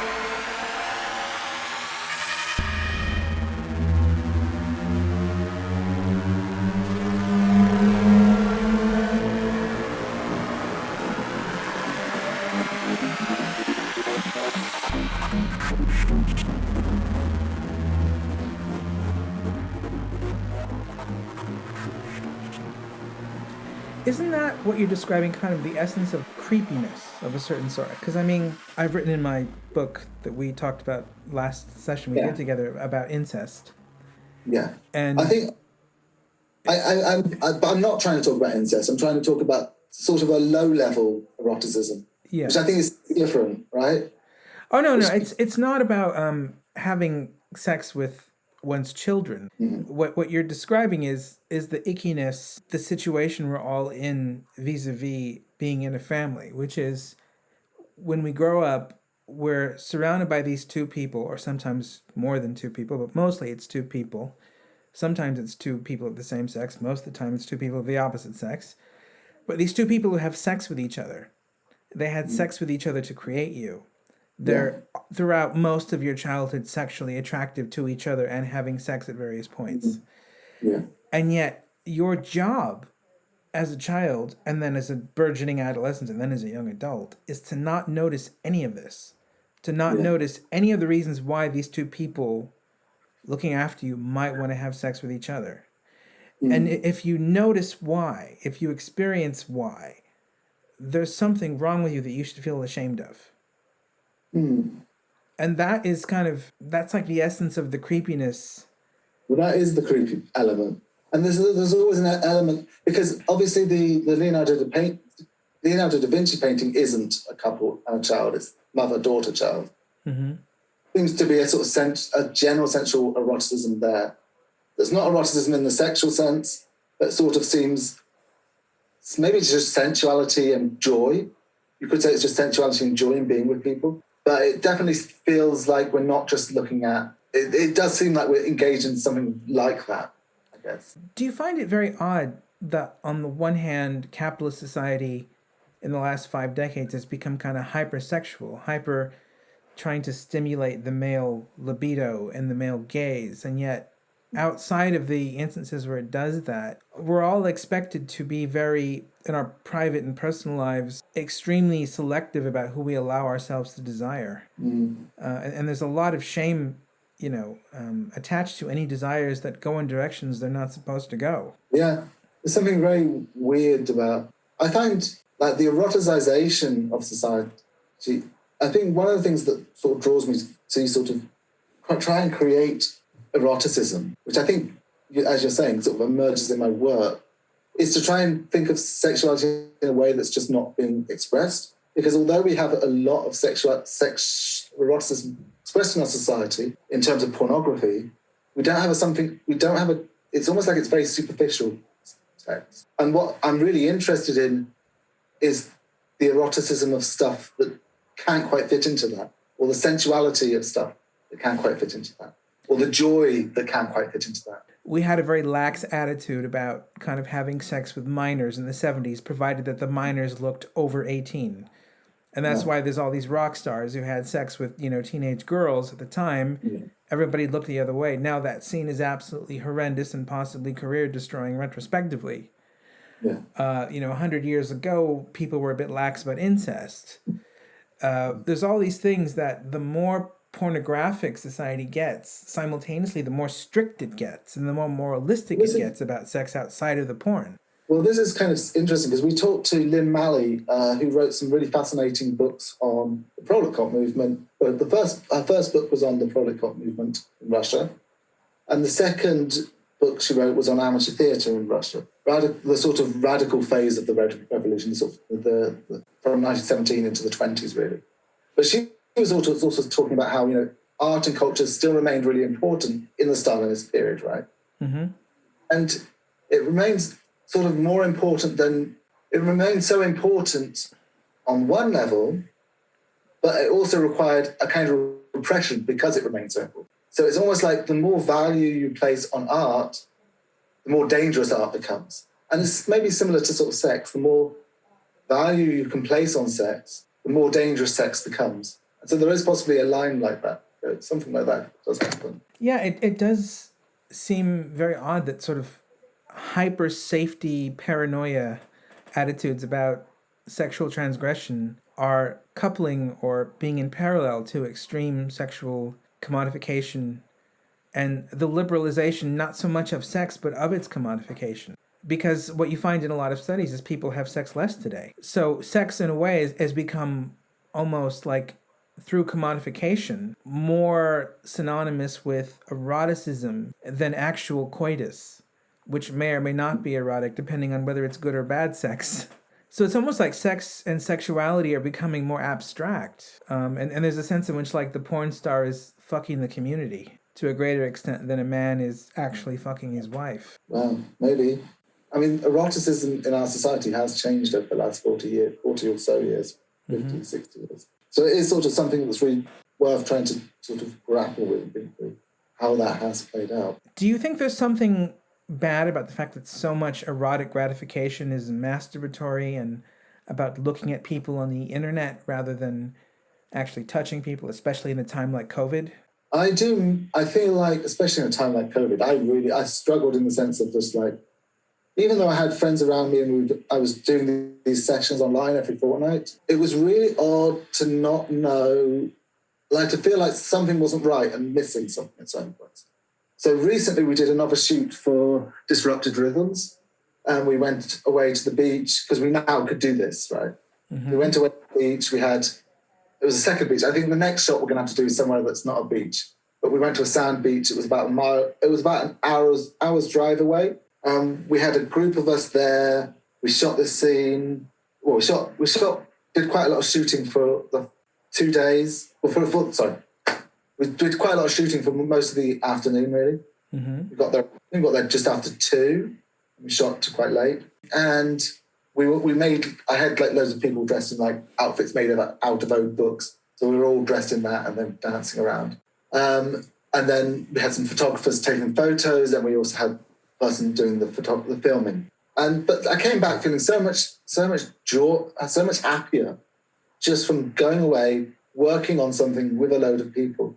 And suddenly my mood just lifted for the next few days. And I think that's been the thing with COVID, right? That we just have been stuck in this, that everything's been online to some extent. And you sort of get your hopes up at certain points, and it's just really hard. Well, do you think because of COVID, like, eroticism is becoming much more tied to self-pleasure and looking at screens? Well, maybe the opposite to some extent, maybe also because I think people are now we're coming out, people are sort of wanting to find ways to meet. But I mean, also I'm not 100% sure what's going on really, because I only have my own little kind of 2 eyes to sort of peer out at the world. I mean, what will happen and what won't happen is hard to guess at this point. Are you optimistic about sexuality in the period after COVID, or in the period that we're going into now? Or do you think there's a lot of things to be anxious about? I don't know, because I really can't tell what's going to happen next. I mean, I'm anxious generally because I think we're in a period of history where things are really changing. And one of the things there's a lot I didn't like about the 90s and noughties, but especially the sort of late 90s and early noughties, things felt relatively settled. I mean, they don't really particularly. They felt bad in many respects, but they felt quite settled. Now things don't generally feel like that. So I think that's one of the reasons why Disrupted Rhythms as a title sort of also references to a general sense of things being in flux, things being constantly disrupted, a sense of society being changing, I guess, in many respects. I mean, which is nothing new. It's happened throughout history. But at least feels new in certain respects for us. Or at least for some of us in certain contexts. Do you worry that the changes that are happening, the kind of cause of the flux, is in some way like tied to internet culture and people sort of behaving in mob-like or psychologically histrionic ways, where it's not like they're actually getting upset over legitimate things, but they're just sort of getting upset for the sake of getting upset and having a power trip over other people?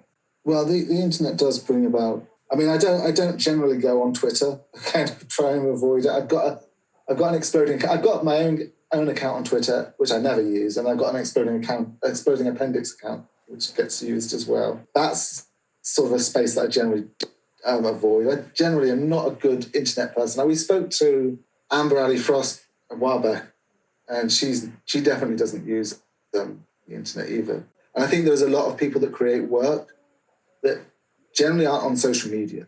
Yeah, well, that's an interesting point. I suppose it depends whether you are aware of the kind of anxieties that to others your work seems to be expressing. Maybe you're not, because sometimes the artist isn't aware.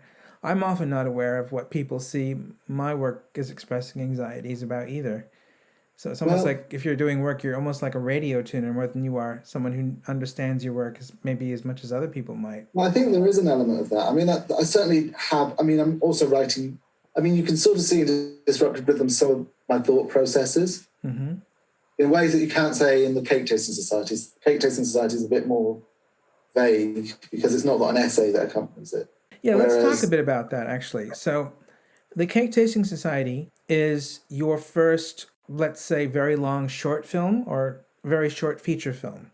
How would you prefer? I think technically, if I'm right, a feature film is 40 minutes or longer, technically, or at least that was historically what it was. So this is 50 minutes long, or it's just 50, maybe 51 minutes long, but it's quite a short feature film, I guess. So. Okay. Oh, that's even better. So, you've just made your first feature film, The Cake Tasting Society, and it is an extraordinary film for many reasons. It's got beautiful imagery in it. Everyone in it sort of tells a story without actually speaking. It feels like it feels like an orchestrated dance with lots of different dancers, but there's no dancing in it. So it's not really a dance either. It's a collection of people moving in ways that tells a story. Would you say that's an accurate description of it? I mean, there are some sequences which you could say, well, I think that you would say that they are actually dances. Okay. So I would say there's a bit, I think I possibly do one dance in this film. There is also, I think there are things in it that you could say would dance, but they're not dance in the sense that you would say that this is a dance film in the conventional sense at least. But yes, I can certainly see how you would interpret the whole film as a dance film at the same time. So I feel like it sort of alludes to either being a dance film or something like an opera or something, but not being either at the same time. Now, one of the things that's so kind of amazing about it is it's presumably made on quite a tight budget. With a very small crew. Yeah. Yet every shot is beautiful. Well, thank you. Yeah. I think part of that is working with Kai. So Kai was the cinematographer. He's also in the film, yeah. He's in the film and he also did the cinematography. I mean, pretty much everybody that's in the film is also behind. There's only one person, which was Sarah. So yeah. Sarah did a bit of the camera work. So Sarah did some of the camera work, but Kai is the cinematographer. Okay. He's the director of photography, basically. So did you storyboard this film, or did you let Kai kind of improvise the shots on set? So what I did is I wrote like a list, which was a list of what was going to happen in the film. And I put next to that list loads of images from different films. So there weren't so there were lots of images that we were drawing upon to kind of gain inspiration. So that really helped Kai kind of get an image of what I wanted in this sequence. It wasn't storyboarded in any convention. Well, it wasn't storyboarded. It was basically a list of things that would happen and images that that gave us inspiration for that. And then, that script evolved in its own right. So there are bits that just went off on tangents. And then usually each shot, so it would be Kai and myself, and then maybe Sarah, especially if Kai was in the shot. So I didn't actually do any of the filming myself. So I was more taking the director's role. I was the director, producer, and writer, effectively. But those roles just merged into one. So I would have stuff that I'd say I'd want to achieve. Kai would set up the shot.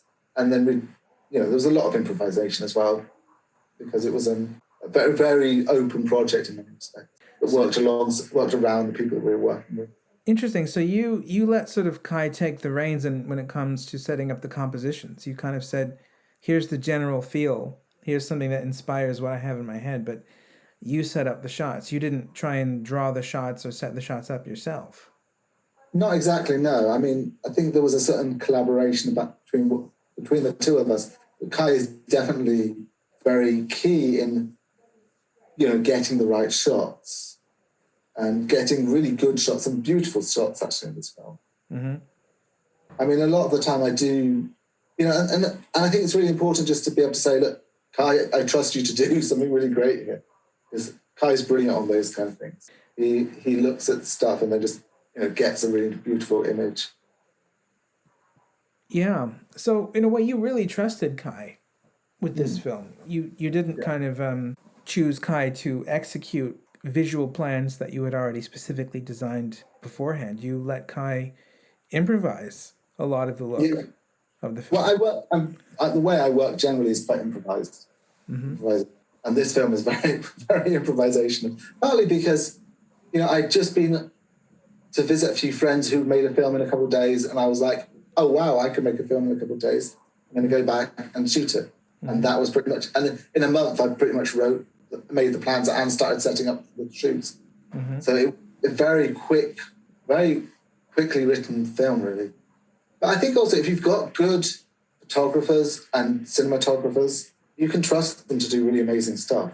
You've obviously got to know who's capable of what, but I think having good people on board, you can then sort of trust them. Having people you can trust is really important. How would you describe for our listeners what the plot of this film is? I had a joke that I joked to somebody at one point when we were setting up or starting the project that it was a story about a load of people that got invited to a party and then went to a party. That end. But I mean, obviously it's more than that. But the main structure of the film, I mean, I suppose I should say what it actually is. The way I sort of tend to explain the story is that it's a surreal fantasy about a mysterious cake tasting society. Mm-hmm. 7 people drawn into it and the criminal underworld out to thwart it. But generally the film sort of starts with sort of 7 different characters and some other characters as well. And it sort of starts in the middle of their story, as it were. Mm-hmm. And then it sort of weaves away into sort of them getting sort of invited to the cake tasting society. I suppose that without giving too much away, that's sort of how the film sort of sets itself up. So presumably the cake tasting society is a threat not so much to mainstream, but to criminal society. You could say that. Or at least in some ways, there's some relationship. They're not friends, as it were. Mm-hmm. Cake tasting society and this criminal underworld. Well, again, as with any interesting work of art, there are multiple ways of interpreting it. But one very strong interpretation that I had when watching it was I thought the cake isn't really cake. The cake is eroticism. Was that something that you were thinking of? Or is that just projection on my part? The cake is definitely very intense. It's something very intense. So one of the first images for the project, the reason that I decided I wanted to make this project was I had just had this visual of Jojo, who's in the film, crying whilst eating cake. And that sort of probably gives you some extent to what the cake is. It's a very intense, emotional, sensual thing. I mean, and Jojo does cry while there is at least tears in his eyes while he's filmed. So there is something like that going on. The cake isn't something, there's some sort of ambivalence about ambivalence of desire within the cake. Because you seem to, on one hand, want it, but at the same time, not want it. Yeah, it doesn't seem like a celebration of the cake in the same way that your work doesn't seem to me like a celebration of eroticism. It seems like it's expressing anxiety about the cake. It's a very a cake negative rather than cake positive film. Maybe it is, yeah. Do you see it that way? Well, it's hard to know in this film what's positive and negative to some extent. But yes, it's certainly not presenting the cake as just simply delight. It's a very interesting point that you're making, really, actually, that my films are there's a real ambivalence about desire. Well, I mean, I would say, I wouldn't say they were on the whole sex negative, because if they were truly sex negative, there would be no eroticism in them. But there is a sense that, like the theme of your work, which I can see in this film manifesting itself maybe in its most pronounced form, is that pleasure is dangerous, that pleasure makes one regress into either an infantile state or an animalistic state, and those states are threatening to the social order or threatening to the antisocial order, depending on the context, but they're never, it doesn't seem like eroticism could ever be liberating. in your work because it's too associated with danger. Although I definitely wouldn't want to go to the repressive opposite either. Well, you don't, because if you did, you wouldn't have any eroticism in the work at all. It would just be kind of indirectly conversing about how awful other people are. Yeah. Or you would just have a story about somebody got AIDS or something. Yeah.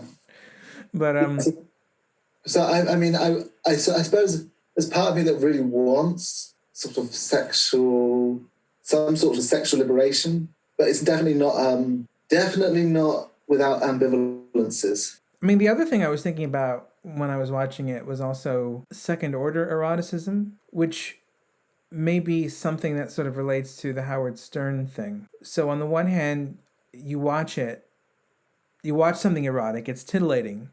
Then you realize it has a very bad ideology. You realize there's elements of it that are cruel. It's nasty, blah, blah, blah. But then you realize actually that made it twice as erotic as it would have been if it were just regular sex. The fact that I disapprove of it is making it even hotter. Yeah. And I sometimes, when I was watching the film, I was thinking like that your character is sort of an erotic character because what your character does is help the other characters confront the dangerous elements of their erotic desire they don't like. But that's what's bringing them to you. So it's not like you're some sort of like a sexual Pied Piper who's bringing all these horny people to you to get satisfaction. You're bringing out all the guilt and the anxiety people have about their sexuality, and that's what's arousing them. And that's why you're an erotic figure in the film. It's second order eroticism. Yeah. Do you see it that way, or is that just projection? I mean, it's hard to say because, I mean, for me, well, one, I'm completely bound up with the project. So I'm also very cautious of saying too much about what I see the film as, because I think people's interpretations are probably more interesting at certain points. Mm-hmm. But I think that you can definitely read it that way. I'm certainly not opposed to interpretations that go along those lines. Well, yeah, because I was just thinking, why would you follow somebody who would make you feel so ambivalent and so kind of like gluttonous and joyful, but so sad and ashamed at the same time? It's because that's more erotic than just having the gluttonous joy. And I was even thinking about this when I was watching the Howard Stern clip that I hadn't seen in 22 years. It was embarrassing as fuck to admit this to myself, but the fact that it was so horrible and it was so humiliating, that made it way more erotic than if it had just been regular porn. Well, that's one of the difficulties with sexuality, isn't it? And desire and eroticism. It doesn't work. That's why it's not necessarily conducive to morality in the same way that a lot of other things are, because it seems that desires don't work in the same way that your moral conscience works. In fact, it often works the opposite way. And that's why desire is, in some sense, dangerous. Like it's not easily rational. Yeah. Do you think that sometimes we sanitize desire to sort of justify the fact that we've liberated it so much by kind of downplaying the fact that things are erotic because they are naughty? And the reason why the word naughty is used so commonly in describing eroticism is because eroticism has this amoral element built into it. Yeah, this gets to the point that sex is in some sense dangerous, right? Eroticism more so than sex. Yes. Yeah, I think it is. It's something it can be quite, I suppose it's not always conscious. It's not always a conscious thing, but it's all sorts of feelings and desires, all sorts of stuff is going on when we in a desire factory. Yeah, so it's a bit like, and there's also an ethical issue. So your character, for instance, is bringing all these people to you by making them on some level get joy from really positive and really negative emotions at the same time. And the sort of 21st century sanitization would be to say, all you did was give them joy. They didn't have to go to the cake if they didn't want to. It's all their responsibility, really. All you did was provide the joy, and if they're having any upset feelings, or if they're getting off on upset feelings, that's all their fault. That's not your fault.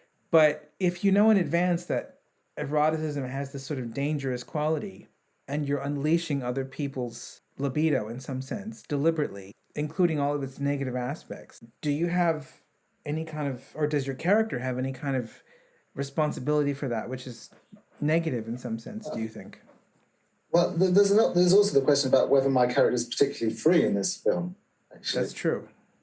I think that is whether my character is almost like a slave for the cake tasting society or something like that. I don't want to give too much away, but also I don't want to give too much of an interpretation, actually. I don't want to be the writer that gives a particularly clear interpretation that then the film gets interpreted by. So I'm really open for people to interpret it in different ways. Mm-hmm. Of course. I think the risk of me telling people there's a risk of me telling people what it is. Okay. And a lot of this comes from my subconscious, so it's not necessarily. So the answer is maybe you don't know. Maybe I don't know. Yeah. No, that's certainly the answer about a lot of questions I get about my book or my play. So I totally understand where you're coming from there. I don't know how my subconscious works either, but all I can say is, as a viewer, kind of watching you get all these people to join you in this cake tasting experience where they all seem quite upset and quite joyful at the same time, and also quite addicted to the cake, almost like they're in an animal state. It reminded me of the relationship of the porn star to the community. Even though I'm sure you didn't in any way design it that way with that intention, but because it seemed like somebody who was eliciting desire that was both negative and positive. And in a way, you sort of had power over everybody and some interesting responsibility in having that power. Well, it's interesting. I mean, I think there's two people. So there's also Jojo's character in the Cake Tasting Society. So he's also he's almost like the head of the table in the Cake Tasting Society. Mm-hmm. I mean, I suppose, and then there's me, who's sort of a mysterious figure in some sense, but definitely leads people to the Cake Tasting Society.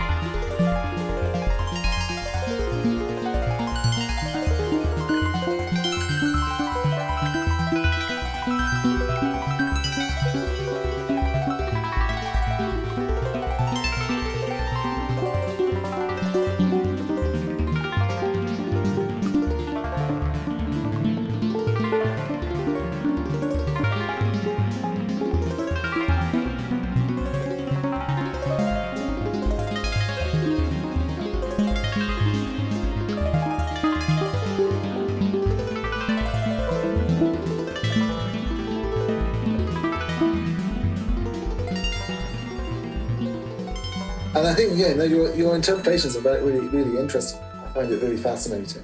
I mean, you might not be a metaphor for a porn star. It might not be that specific, but it seemed like you could be a metaphor for like a corporation that's giving people cigarettes or chocolate or cake. But you're giving people something that has this like really powerful positive and negative thing that they experience because of it. And the negativity is as seductive to them as the positivity. My character, to me, also seems like someone that's, to some extent, trapped. I don't know how much. Whereas if you were thinking of them, do you not see that? I thought the character could be trapped in the same way that I think the person providing cake or cigarettes or sex in real life could be trapped too, in a different way. But despite the trap, there is an element of this character seducing everybody else without really taking into account the negative repercussions of what that might be. That's how I read it. Interesting. Yeah. In the same way that the person who provides extreme dangerous pleasure, whether that's eroticism, whether that's food, whether that's video games, whether that's cigarettes, is also seducing people without really taking into consideration the repercussions, or in some way saying, well, the repercussions have nothing to do with them. They have to do with the people that are taking the thing that's being given to them. So you're seeing it almost as a critique of consumer society or consumer desire? Well, not consumer society, because there can be plenty of good things for people to consume. It's a kind of consumerism where you make something that you know brings out the devil in people, but the devil is irresistible and feels fantastic, even though it's the devil. And you think, well, it's not really my fault. It's not my problem. They can choose to ignore it. Plenty of other people don't take what I'm giving. So it's not really, my responsibility. It's a bit like, somebody who makes cigarettes and then finds out that their son has started to smoke those cigarettes and they're outraged. They're like, well, I didn't create a world in which you would find these things attractive to put inside of you. And they can't see, no, that they did. Yeah. I think there's also an ambiguity about who is the cake-tasting society, how it functions, and what my character's role within that is. But yeah, I think it's interesting to sort of read it in terms of as a metaphor for, I suppose, sort of dangerous desires, whether that be cigarettes or cake or pornography or whatever. Well, it's also an interesting film about responsibility in the same way that the commodification of things that are dangerous for people is also interesting to think about in terms of responsibility. The producer of something that harms people and gives them pleasure at the same time always denies responsibility. Sometimes they say it's everybody else's fault for taking the product. I just gave it to them. Yeah. Other times they say things like, well, I'm trapped as well. I have to do this as well for reasons that are not in my control. And there's a sense when I watch the film that I think your character might be forced to do this. But I also, when I watch it, and again, this is just me, I also feel like, well, even if this character is forced to do this, there's an element of this character is enjoying pulling these people into this world, even if they are forced. So what do you think? How do you sort of read my character's emotional state? Someone who is transitioning from being resigned to having a job, maybe that they can't control, to whether they want to admit it or not, they actually enjoy that job. So it's a bit like a hitman who it maybe is forced because they are in South America and maybe they have a mafia family and the mafia says, you must kill these people. And then the person thinks, oh, well, it's not my fault. I'm being forced to do it. And what they don't notice is actually they're enjoying the skill of killing people while they do it. So even though they're being forced, there is some responsibility that they have because they're enjoying it and they're good at it. And they're enjoying the process of creating the negative outcomes that they've been tasked with, maybe for reasons out of their control. Interesting. That brings up loads of issues, though. Yeah. So I see your character, and this is, again, just my interpretation. I see your character as someone who is not aware that they're enjoying seducing people in ways that have negative outcomes for those people. And your character is quite masterful at it. Your character isn't like someone who is just doing a job. Your character is a dancer. I mean, the character isn't doing dances, but of all the characters in the film, your character is the closest to being a dancer. And your character is seducing the other characters and seducing the audience. Yeah, I mean, I don't know how to comment too much, but I think it's a really interesting interpretation. That was the Culture on the Offensive podcast. This is Greg Scorzo. If you like this podcast and other material that we do at Coda Publishing, check us out at www.cultureontheoffensive.com. And if you're interested in the radio play that we just finished, Love Before COVID, based on my book, Post-Socratic Dialogues Love, there will be a link below, so stay safe, be courageous, and don't forget to go outside of your comfort zone. And remember, when you hear things that sound wrong or stupid or silly or strange, don't forget to use empathy, clarity, and courage.